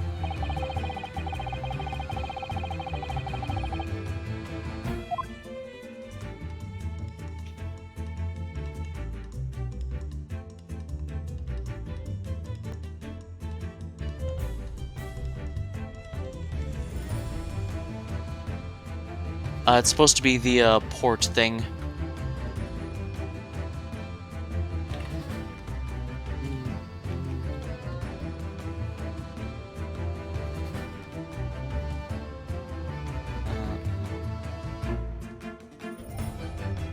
Yes! I guess you could... This is it. This shows how it's done. Certainly shows how something was done, I concur. In fact, it's an excellent way to show how easy it is to jump to the wrong conclusion. Oh. But a truly dismal way to show the bolt could be slide from out... Did you really need to say truly dismal? Because the thing is outside this door, how do I point at it? Surely can't possibly make the bolt slide without touching. I'm sure that it is. Something on the back of my mind tells me so. Do you really know what he means? Yes, and so should you.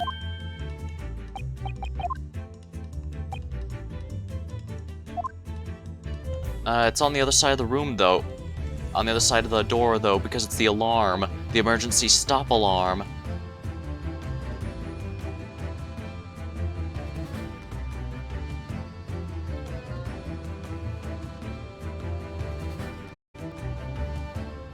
This isn't right, I don't think. Look at the bookcase there. See all the books and things on it have toppled over? That must have happened when the ship made its emergency stop before. Yes, that's right. It's a very powerful vessel, after all. When the engines are thrown into reverse, a violent jolt goes across the entire ship. Any small objects that aren't fastened down are bound to fall over. I believe... yes. It's what's known as the force of inertia, acting on objects.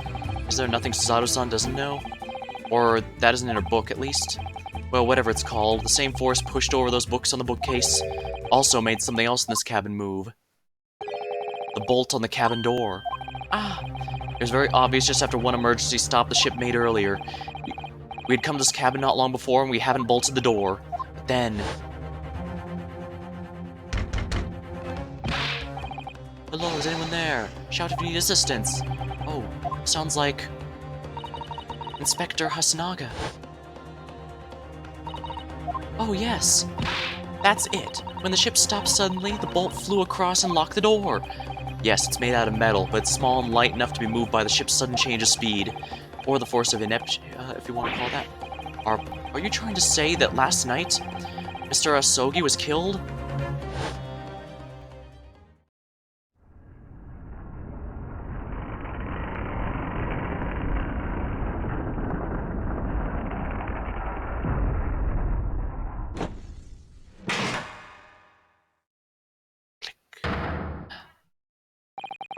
The SS Buria made another emergency stop?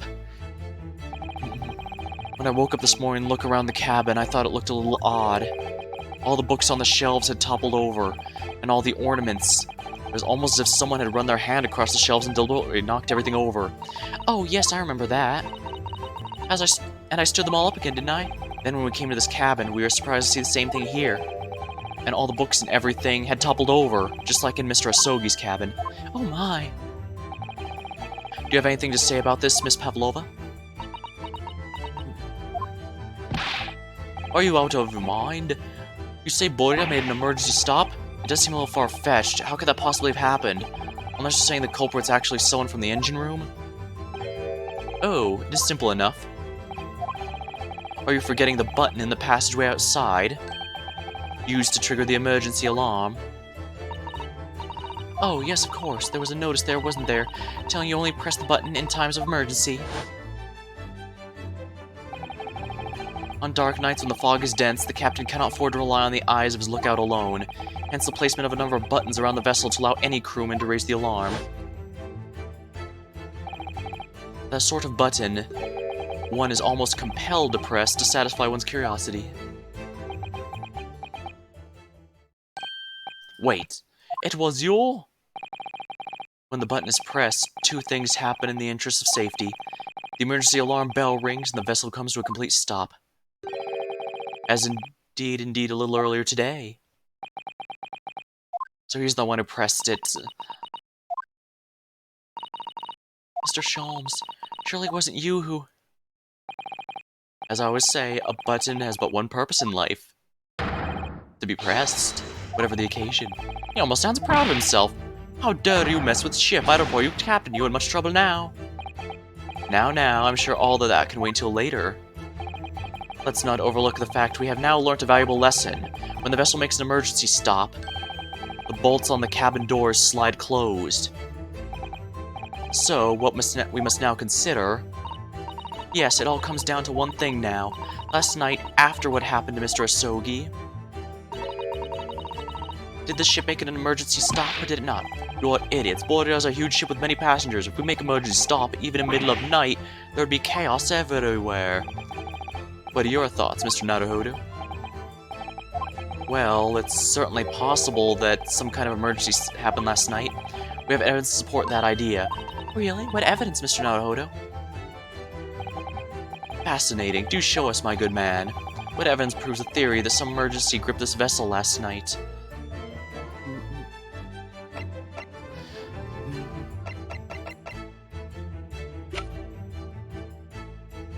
Yes!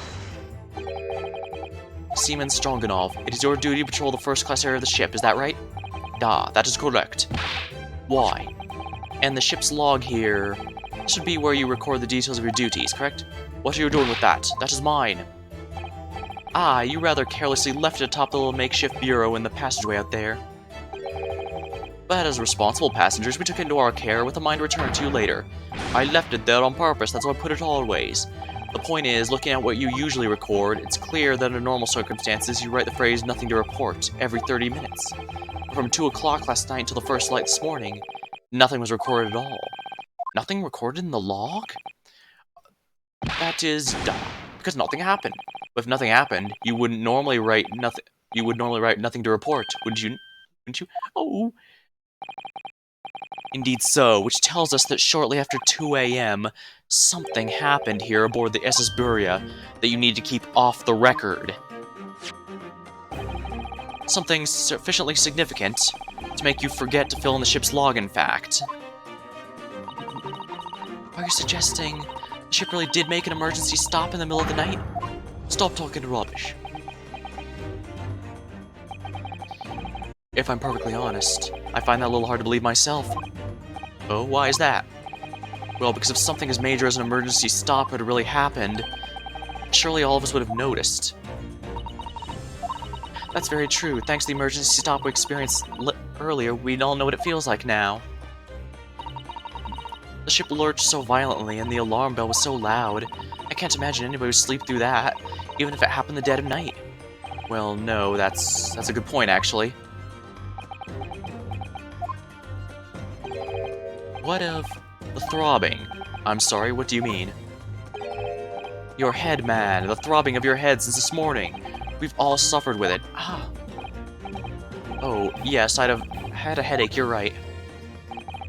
In fact, I haven't been feeling myself since I woke up today. Nor have I. My head's been feeling heavy ever since dawn. Yes, you've all been afflicted, haven't you? Just as I suspected. He's right, my head's been throbbing today too. And since eating dinner yesterday evening, everything has felt sort of hazy. I can't really remember anything that happened after I climbed back inside the wardrobe.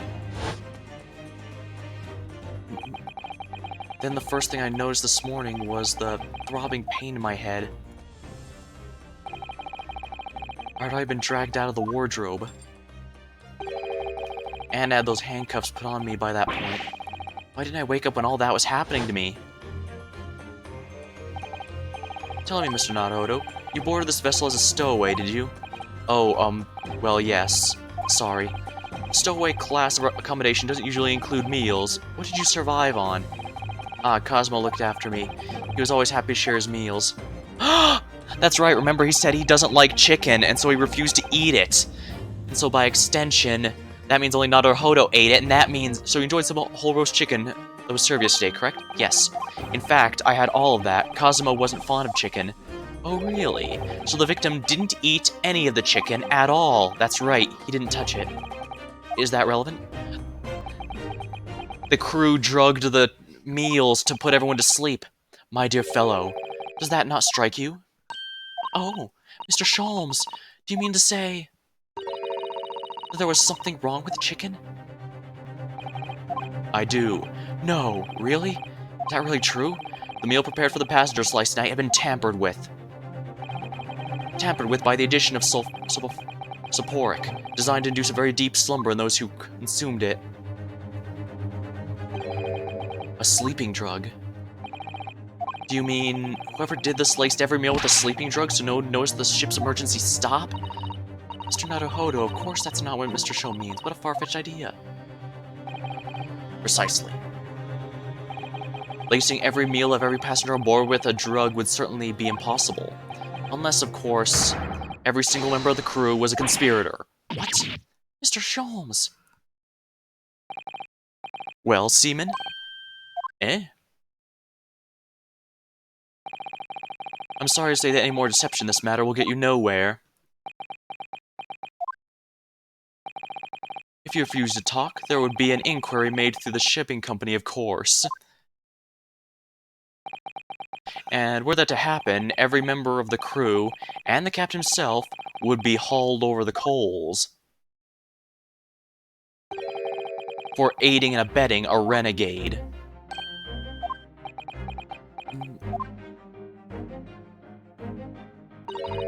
Please, no more. I'll tell everything. I cannot make problems like this for everyone anymore. These crewmen are your former comrades, I believe. Yes, so when I decided to run away, I asked them to help me. We all agreed to help, everyone together. She threw away everything, her fame in the ballet, Mother Russia. We wanted to help our angel. I don't believe it. You are right. We put sleeping drug in chicken last night. Yeah, I remember now. I did notice chewing on a lump of something strange and bitter at one point. We could not make all drug, how could you say, dissolve? Talk about heavy seasoning. At midnight, when waters near Shanghai, we brought our angel on board. She was helped by a comrade on the shore with a small fishing boat. All the passengers slept soundly, thanks to the almost magical effects of the slumber-inducing potion their evening meals had contained. So, if that's what happened, the only people awake on the ship last night were the crew, people who disliked chicken, and the newly boarded passenger, Miss Pavlova. And that means it would have been possible for you. You could use the emergency stop trick to lock Cosmo's cabin door.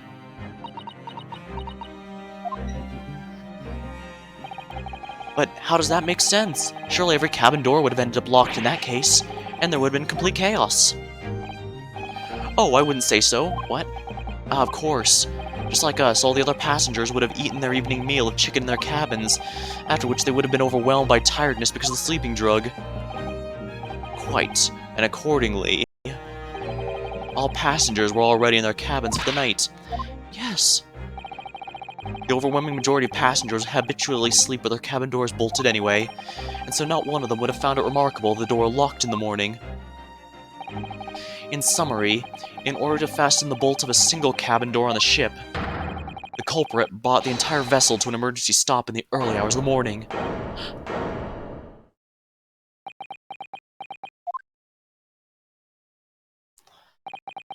You have talked a long time and said many things.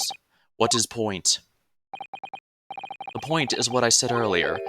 There was somebody else present on the scene when the victim lost his life last night. Someone who left a message in Russian on the floor in an attempt to incriminate someone else.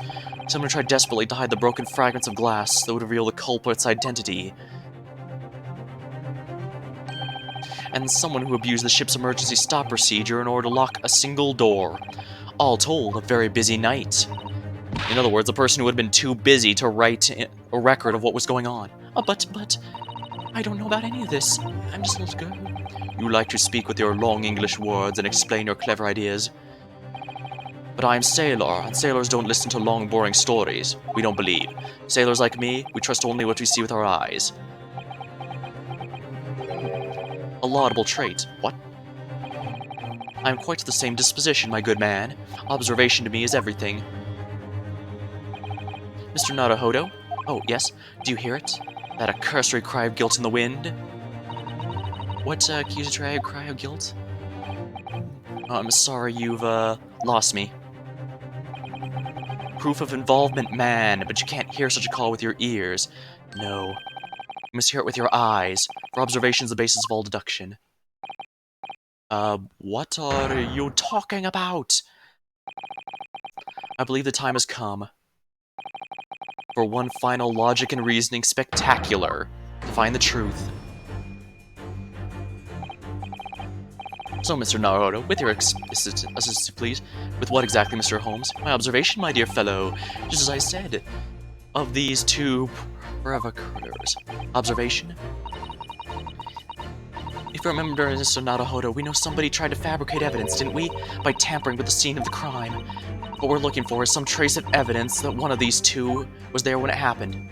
Precisely. You're delightfully quick to grasp my meaning. Alright, I'll see what I can see. We're looking for a trace of evidence that shows someone else was there last night when Cosmo died.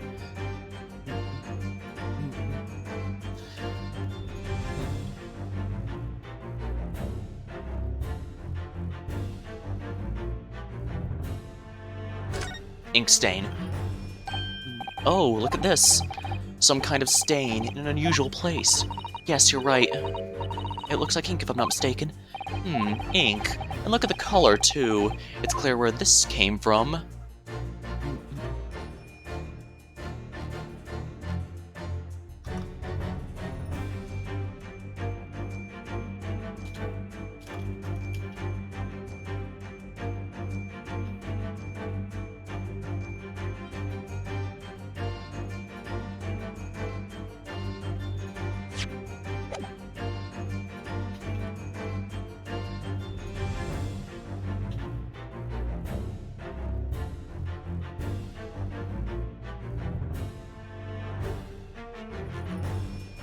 Right here.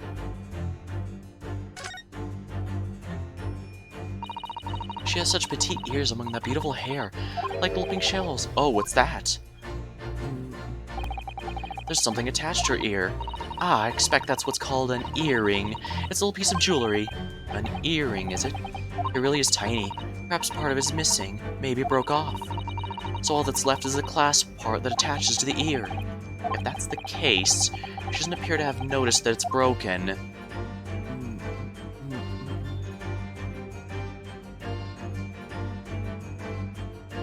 Chunky arms. Dang, he has arms like tree trunks, doesn't he? Hairy tree trunks. Yes, he certainly has sailor's arms. He's a born man of the sea. Even if I had been awake, I couldn't have done anything about being dragged out of that wardrobe by this man. Naruhodo, are you alright? You seem to be lost in thought. Oh, sorry, I blame those hairy tree trunks.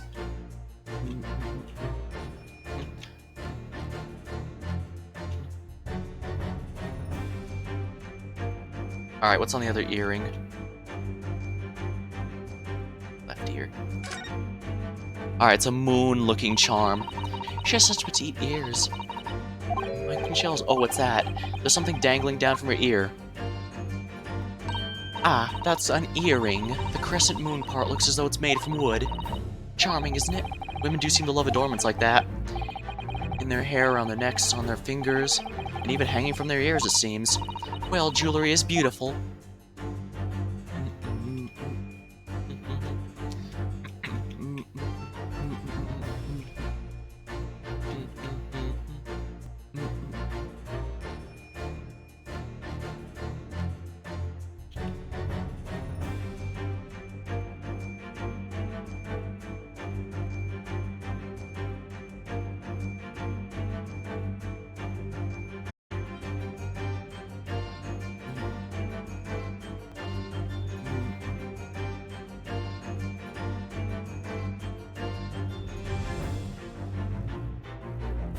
The sailor's hat. Have you noticed something significant about Seaman Stroganov's hat? Oh, no, sadly not. I was thinking that if only we'd found it in Cosmo's cabin, it would be all so easy. That's true, a hat dropped at the scene would have been very conclusive evidence. Ah, that's the point. I'm sure I saw your university uniform hat at the scene somewhere. That is not a point. At least not one I'd like you to make.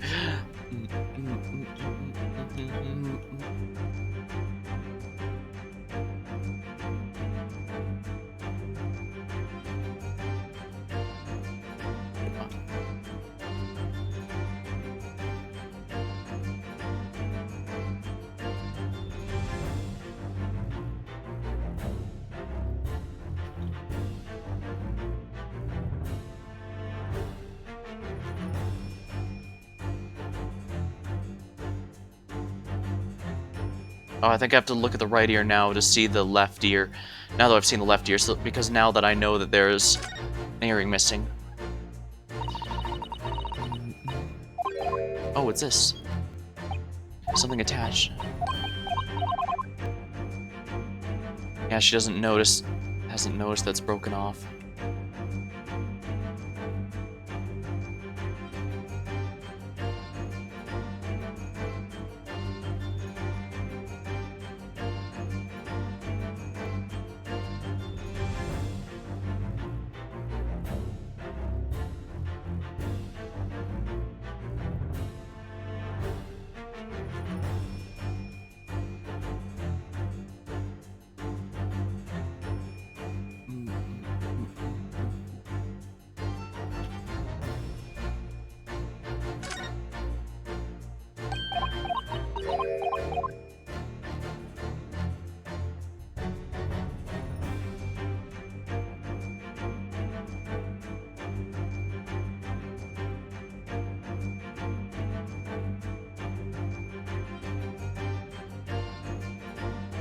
Yes! Ink stain.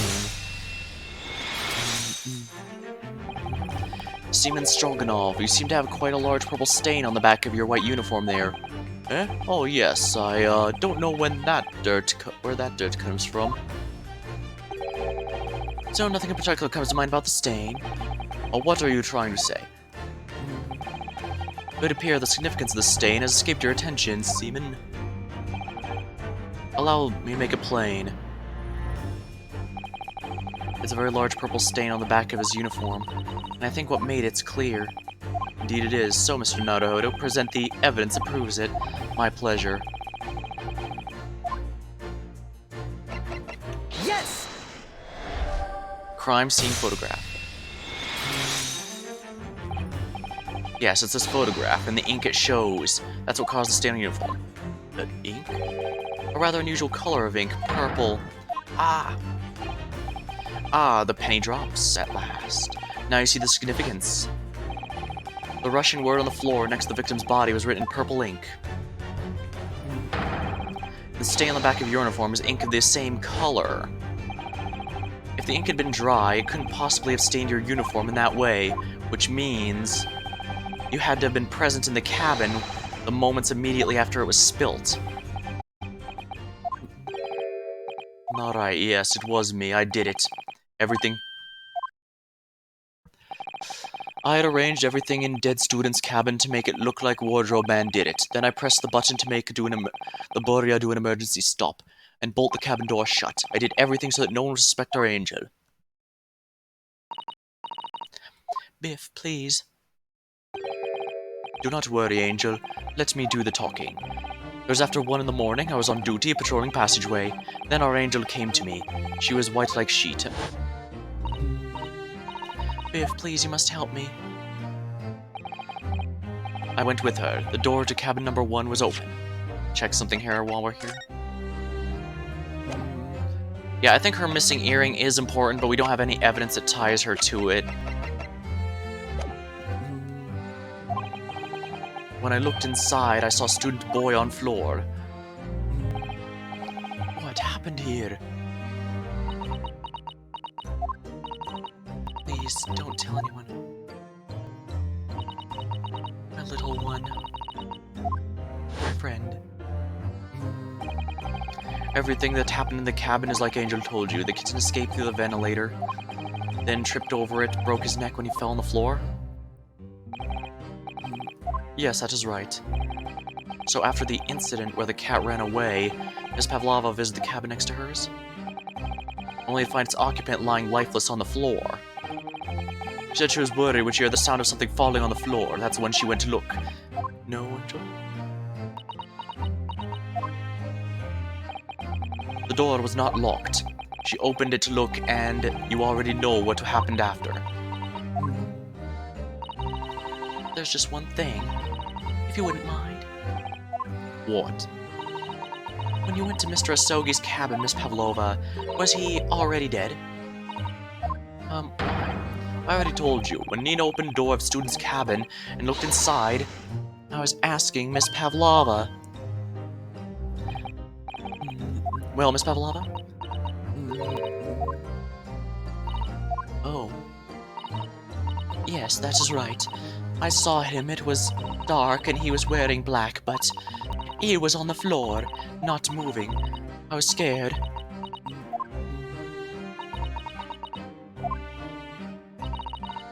I understand, and I believe you. So is that finally it now? Have we discovered the real truth about Cosma's death at last? Ah, something very nearly slipped my mind. Oh, Mr. Sholmes. This photograph. Yes, I took this myself, you know. The cause of death was a broken neck. Therefore, the victim died instantly. And the unfortunate incident that precipitated those events? A kitten on which the victim stumbled. However, if those are the facts, there is one particular area in which this photograph that seems to me somehow unnatural.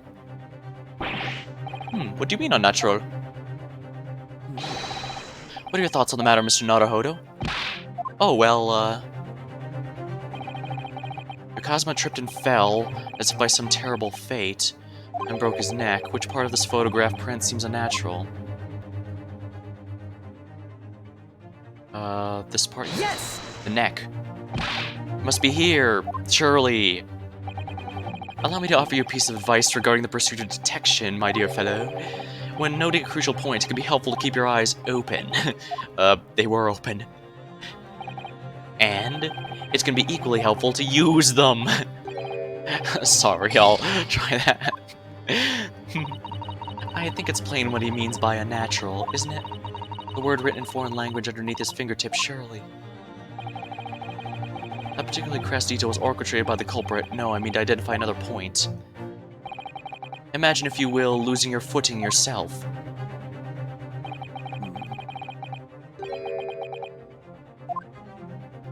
Would you land as the victim has? Namely, how do your hands? Looks like for a fellow with some regularity should be an easy task. Why do I? Got tripped and fell. Which part seems unnatural?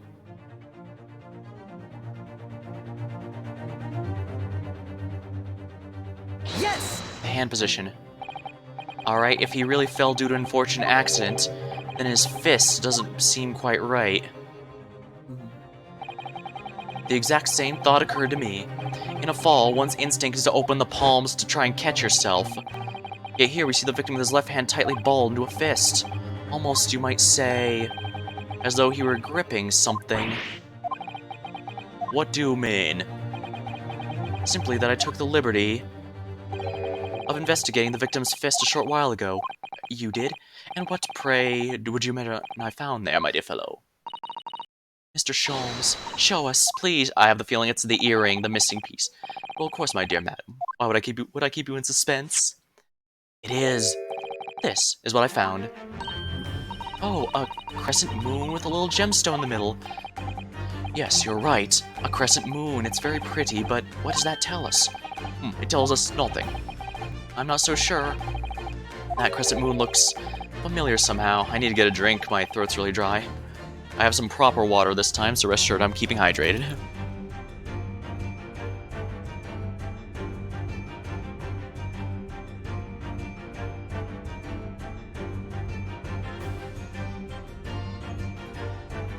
Alright, here we are.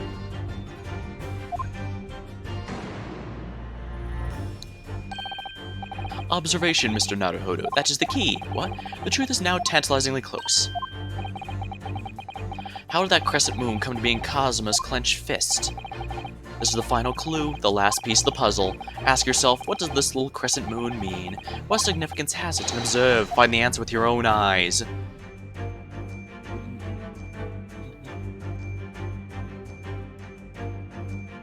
Yes! We got it. I knew that would be important. Broken. Miss Pavlova, I noticed that on your ear, even though you have a metal earring, the decorative part seems to be missing. The little link holding it must have broken, I suppose. Huh? What? Looking at your other ear, I notice a crescent moon. Ah! I don't believe it. Now, the missing crescent moon was found in the victim's clenched fist. Clearly, there's only one logical conclusion. Wouldn't you agree, Mr. Naruhodo? Yes. Miss Pavlova, Mr. Asogi must have grasped that crescent moon and pulled it from your ear, perhaps just moments before he fell to the floor. In other words, last night in Mr. Asogi's cabin, you witnessed the moment when the victim fell with your own eyes. In fact, you were quite literally at arm's length from him. Then the question is, why did he do that? Why did he pull your earring from your ear and hold it in his clenched fist during his final moments? Oh no. Angel? No one can protect you. Please, Miss Pavlova, tell us the truth. Last night, what did you do to Kazuma?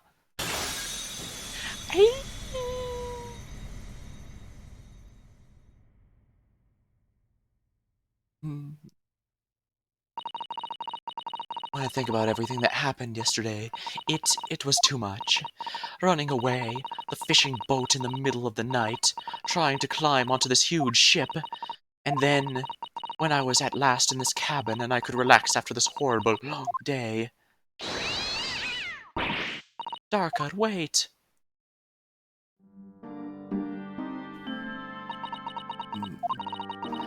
I couldn't believe it when she disappeared through the ventilator. I tried to call her with a little whistle. I tried waving her favorite toy, but nothing worked. Darka would not come back.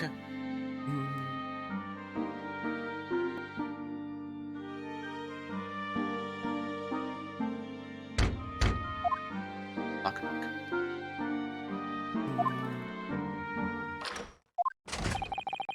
What are you doing here this time of night, Inspector?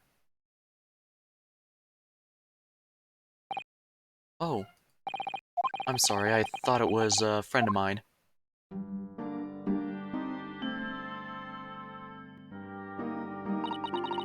The young man from your country. He was very polite and kind. He helped me to find Darka, and he promised not to tell anyone. But then, when I had my friend in my arms again, and I was going to leave the man's cabin... just a moment, sorry, but... Oh, yes. I'm sure I know your face. I have seen you somewhere before. Ah. Of course, you're Nikolona Pavlova, aren't you? Russian ballerina. Huh? No, I don't know that name. My heart nearly stopped when he said that. He knew who I was. How could this man from a land far away east know a Russian ballerina? Yes, I saw your performance in Japan. The beauty of the ballet made a deep impression on me. But what are you doing on the ship? I'm sure I read your ballet company is performing in Shanghai at the moment. I can't fool him. I have to tell him the truth and hope he doesn't tell anyone. no choice. I see. So you've run away. Please, keep my secret. Don't tell anyone. Give me a moment. I could use another opinion here. He's gonna pull that cord. Why did they could trust him? Then it happened. Everything at once. It was only a second, but it felt like forever. Wait, I shouted.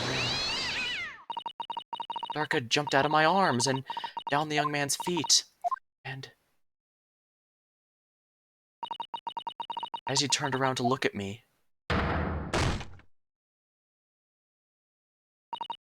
I pushed him. I don't even know why. I don't know why I did it. I was just so scared, and I had to stop him from telling anyone about me.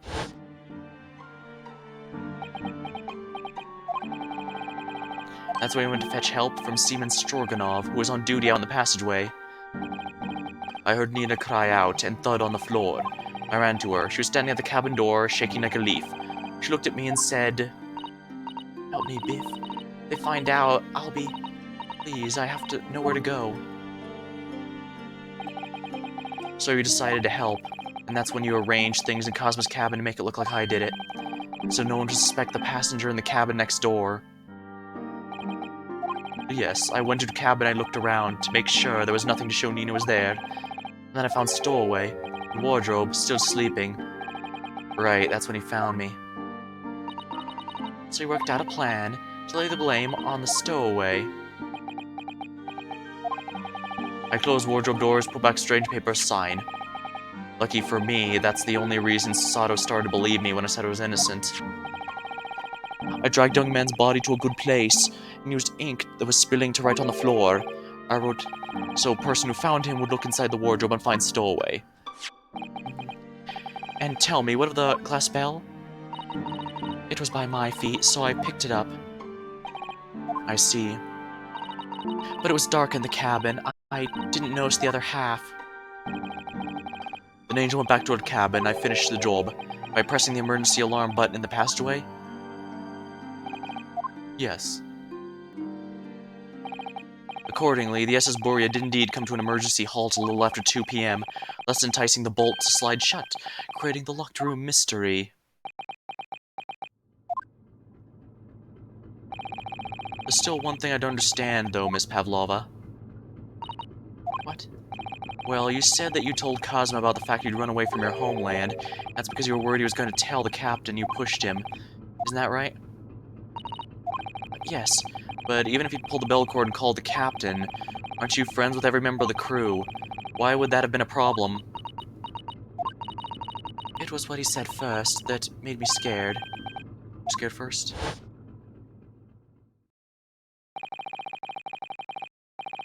You're doing this time of night as Spectre? Oh. Sorry, I thought it was a friend of mine. He said Inspector was his friend. Ah, yes, meaning me, who was supposed to be acting as his bodyguard. I thought if the police knew about me, they would arrest me. So before he could pull the bell cord, May I stop you a moment, please, Miss Pavlova? It just doesn't seem to make sense. I mean, was Mr. Sogi really going to pull the bell cord? I don't know. What? What do you think, Mr. Naruhodo? Well, I'm not Kazuma, so I can't know for certain, but... He was a man of his word. If he told you he wouldn't give your secret away, then he wouldn't have done. No, he was walking over to it to pull the cord. He was going to make them send me back. Well, Mr. Naruhodo, the day's work is not yet done, it seems. There's one more deduction to make.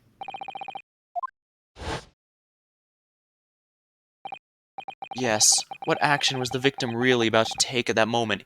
Oh, he was going to have Renosuke.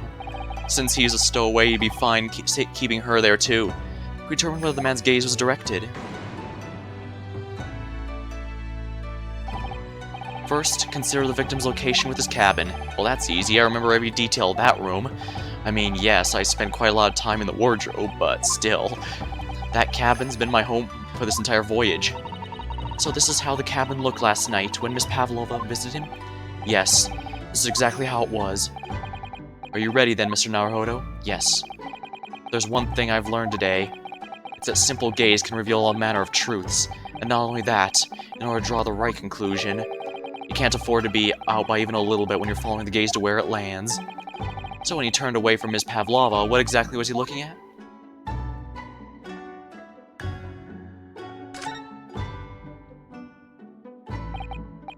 The wardrobe. My wardrobe. I was in there at the time, of course, sleeping soundly. Too soundly. If only I hadn't eaten that chicken that was laced with the sleeping drug. If only he'd woken me up. Then maybe this tragedy would never have happened.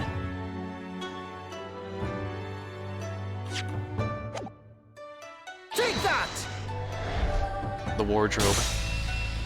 There's only one answer. Considering everything that had happened last night, certainly it may have looked as though Cosmo was going to ring the bell cord. Yes, however, what was directly beside the bell cord? The wardrobe. The wardrobe. And more importantly, what was inside the wardrobe? The man's great friend, sleeping soundly. Ah. Miss Pavlova, please, think back very carefully. What were Mr. Asogi's exact words last night? Give me a moment. I could use another opinion here.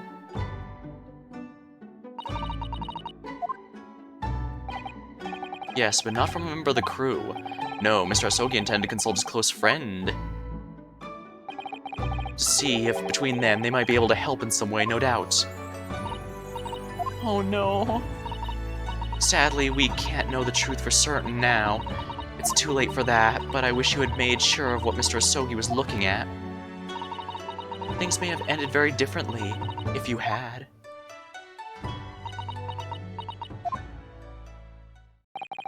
Miss Pavlova. I want to thank you for finally admitting the truth. But unfortunately, the truth is, a man lost his life because of what you did, and that will never change. I hope you'll never forget that. I'm sorry. I'm so sorry. What have I done?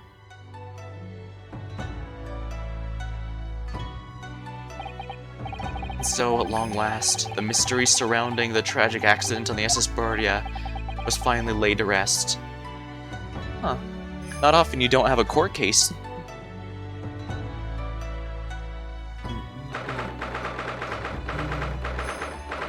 That night, on the SS Borya,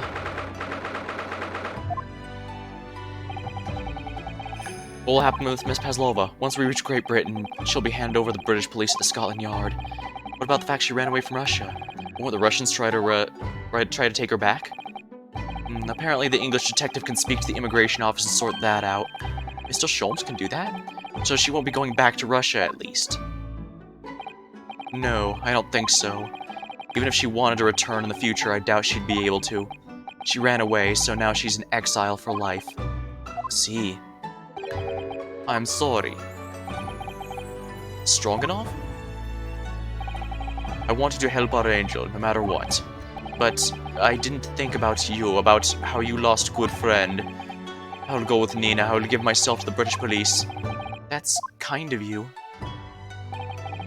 In the meantime, thank you for letting me go free again. Cosmo's death feels like such a waste, but... Well, do what you can for Miss Pavlova, won't you? Ah.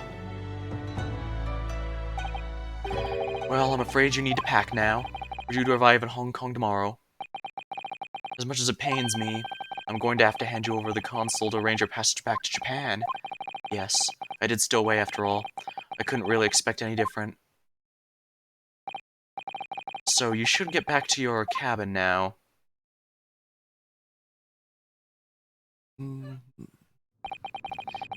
Well, looks like my study tour to Great Britain is over before it's even begun then.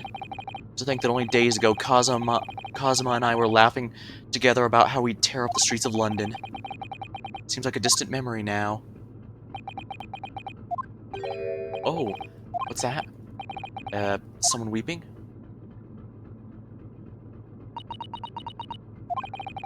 Susato? Naruhodo, I didn't know you'd returned. Oh, well, I haven't been back long. Inspector Hasanaga just told me to pack. You know, ready to leave the ship tomorrow and all that.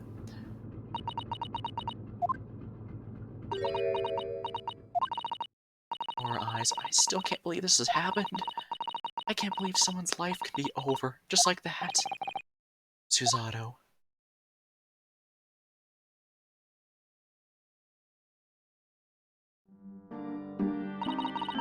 He had such grand ideas for this visit to Great Britain. So many dreams. And now they've been cruelly taken away, just as he has. I thought I could never forgive the person responsible. But now we know the truth. It was just an accident. A silly series of mishaps. It's too much, Naruhodo. It's just too much. Yeah, I know. Wish there was something I could say. Inspector, my duty was to see him safely to Great Britain, but I failed, and caused his two closest friends great pain and suffering as a result. I've let everyone down, and I'll do anything to make up for my terrible blunder. Nobody blames you, Inspector. And I'm free again now. Hey! Surprise, Mr. Naruhodo. What is the meaning of this? Oh, a trifling matter. Simply that in my head, I think I shall always picture you wearing those shackles. Without them, the balance seems all wrong. It's distracting. I'm sorry, so I've decided to restore them, for old time's sake, shall we say. You're a stowaway after all. Ha ha ha ha! He thinks this is funny!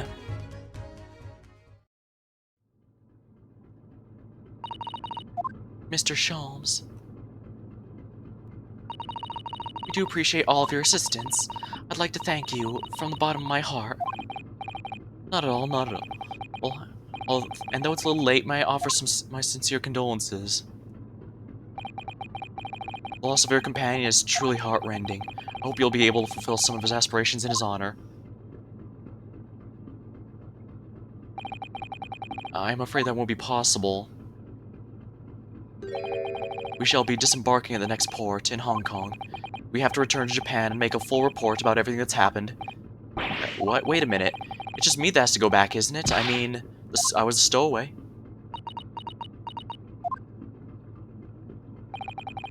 The terms of the study tour were negotiated by the Department of Justice in both Great Britain and Japan. There's to be one lawyer and one assistant. Was to be. In light of Mr. Asogi's unfortunate death, I'm afraid the study tour can no longer go ahead. Oh no, I don't care for me, but... Poor Susato. My dear fellows, the majority problems have an extremely simple solution, you know. All you require is one lawyer, and the study tour can continue, surely? Oh yeah, Ranosuke sees where he's going with this. There's no one else with the necessary qualifications. We know of no other lawyer. Qualifications, you say? Any qualifications obtained in your own country will be of little value in Great Britain, I'm afraid.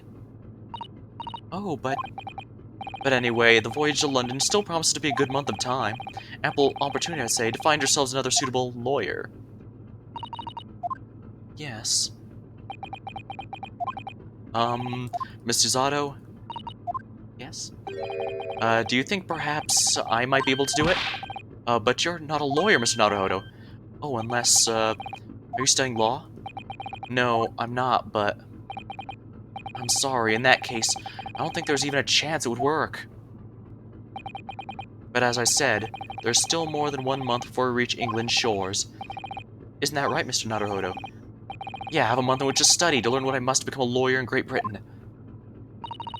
Mr. Naruhodo, that's ridiculous. Are you seriously suggesting anybody could learn all that in just 40 days? There's only one way to find out. I would work my fingers to the bone, Inspector, every single day. Will you let me try? And if by the time we reach Great Britain I haven't learned enough to... Recognize a lawyer, I'll take whatever punishment's deemed appropriate. Oh, why put yourself in such a difficult position? For Cosima, he said there was something he had to do in Great Britain, and that he would sacrifice anything to make it happen. He was passionate about it. Can't let all that passion just come to nothing. And anyway, it's for my own benefit, too. I will become a lawyer.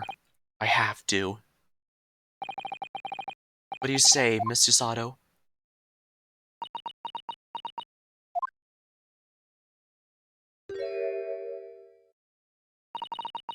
I think it's a wonderful idea.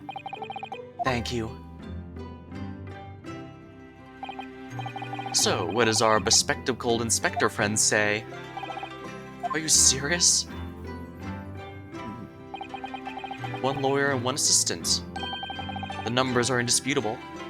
Yeah, as he's pointing out, we can use the exact terms because it didn't specify the names, just what the occupation would be.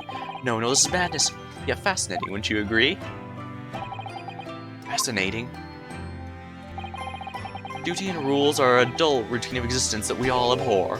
Give us interest, give us fascination. Speak for yourself. Besides, qualifications are no measure of man.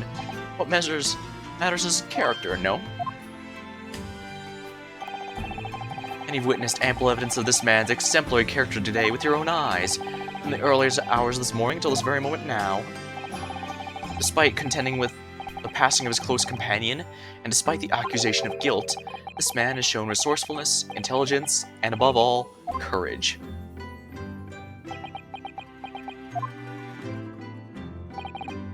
Very well. I'll think of a clever way to word my report to the Department of Justice. Inspector, after all, I did just make the promise, didn't I? You said that I'd do anything at all to make up for my shortcomings here.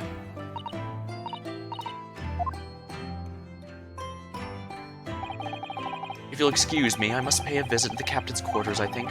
I need to discuss what to do next and how best to make my report.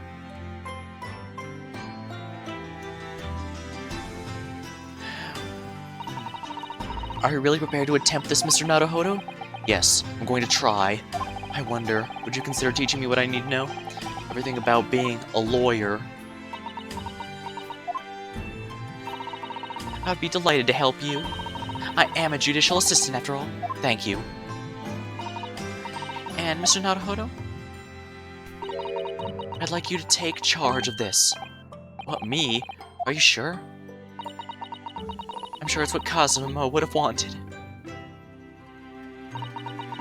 Its name is Karuma. It's a great sword. It's been in the Asogi clan for generations. Very well, I accept. I'll treasure it, always.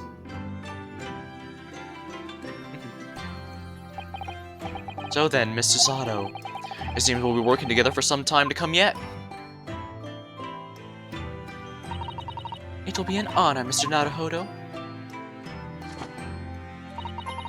And for the next 40 days, I shan't grant you a single moment of freedom. We shall fill every spare moment with study. Yes, that's exactly what I need. But before we begin, I have an earnest favor to ask of you, too. Goodness, what is it? Please throw me to the ground. 3 times, what? I should never have doubted you. You were Kazuma-sama's closest friend. Of course you would never have done anything to hurt him. That should have been obvious to me from the start. But I allowed suspicion to get the better of me, and no matter how upset I was feeling, it was completely unforgivable behavior. No, you were in shock. You found out about me stowing away, and the cabin door was locked on the inside. I will only make excuses. For the circumstances, I should never have thrown you, and not just once, but 5 times. That number keeps creeping up, doesn't it? Please, you must. Just take a hold of me and throw me. Do it. What do you think about it? No. I don't even know how. I've never thrown anyone in my life. Very wise, Mr. Naruhodo. It isn't skill one acquires without considerable training. Oh, Mr. Sholmes. I observed your throwing technique several times with great interest. I confess I was most impressed. When did you see that? I presume that would be a form of Japanese wrestling? Oh, well, in a way. It's not wrestling, but my own interpretation of an ancient jiu-jitsu technique. Apparently it's called the Susato Takedown. It leaves your head swimming, to believe me. How beguiling. I'm a practitioner of combative arts myself. I am somewhat accomplished boxer. There he goes, dancing around again. I wonder if you'd be so kind as to instruct me on the technique of your arresting throw. Yes, I'd be honored. Then let's not dally. Demonstrate, my dear madam.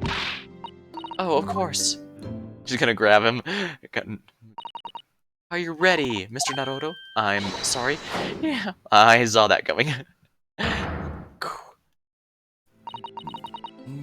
As you can see, you throw from the abdomen. Oh yes, arresting indeed. That's what you term the Susato Takedown, is it? Actually, no, that was a Susato Squash.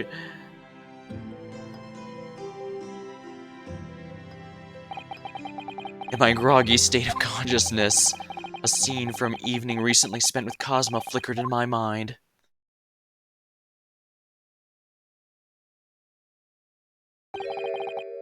Karuma?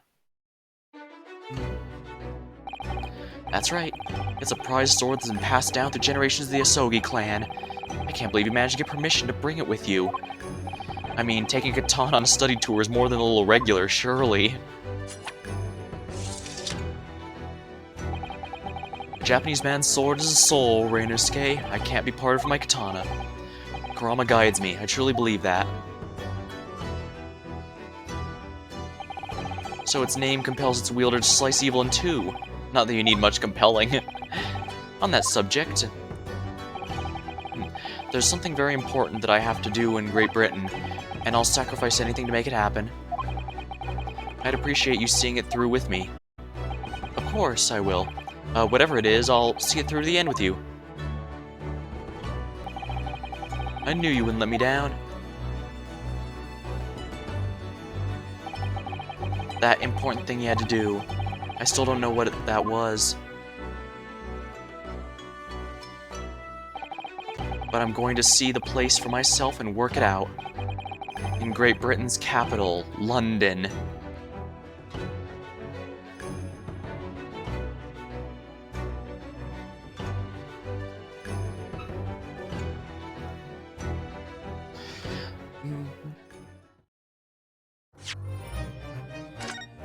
Alright, this seems like a rather ideal stopping point. Wouldn't you agree?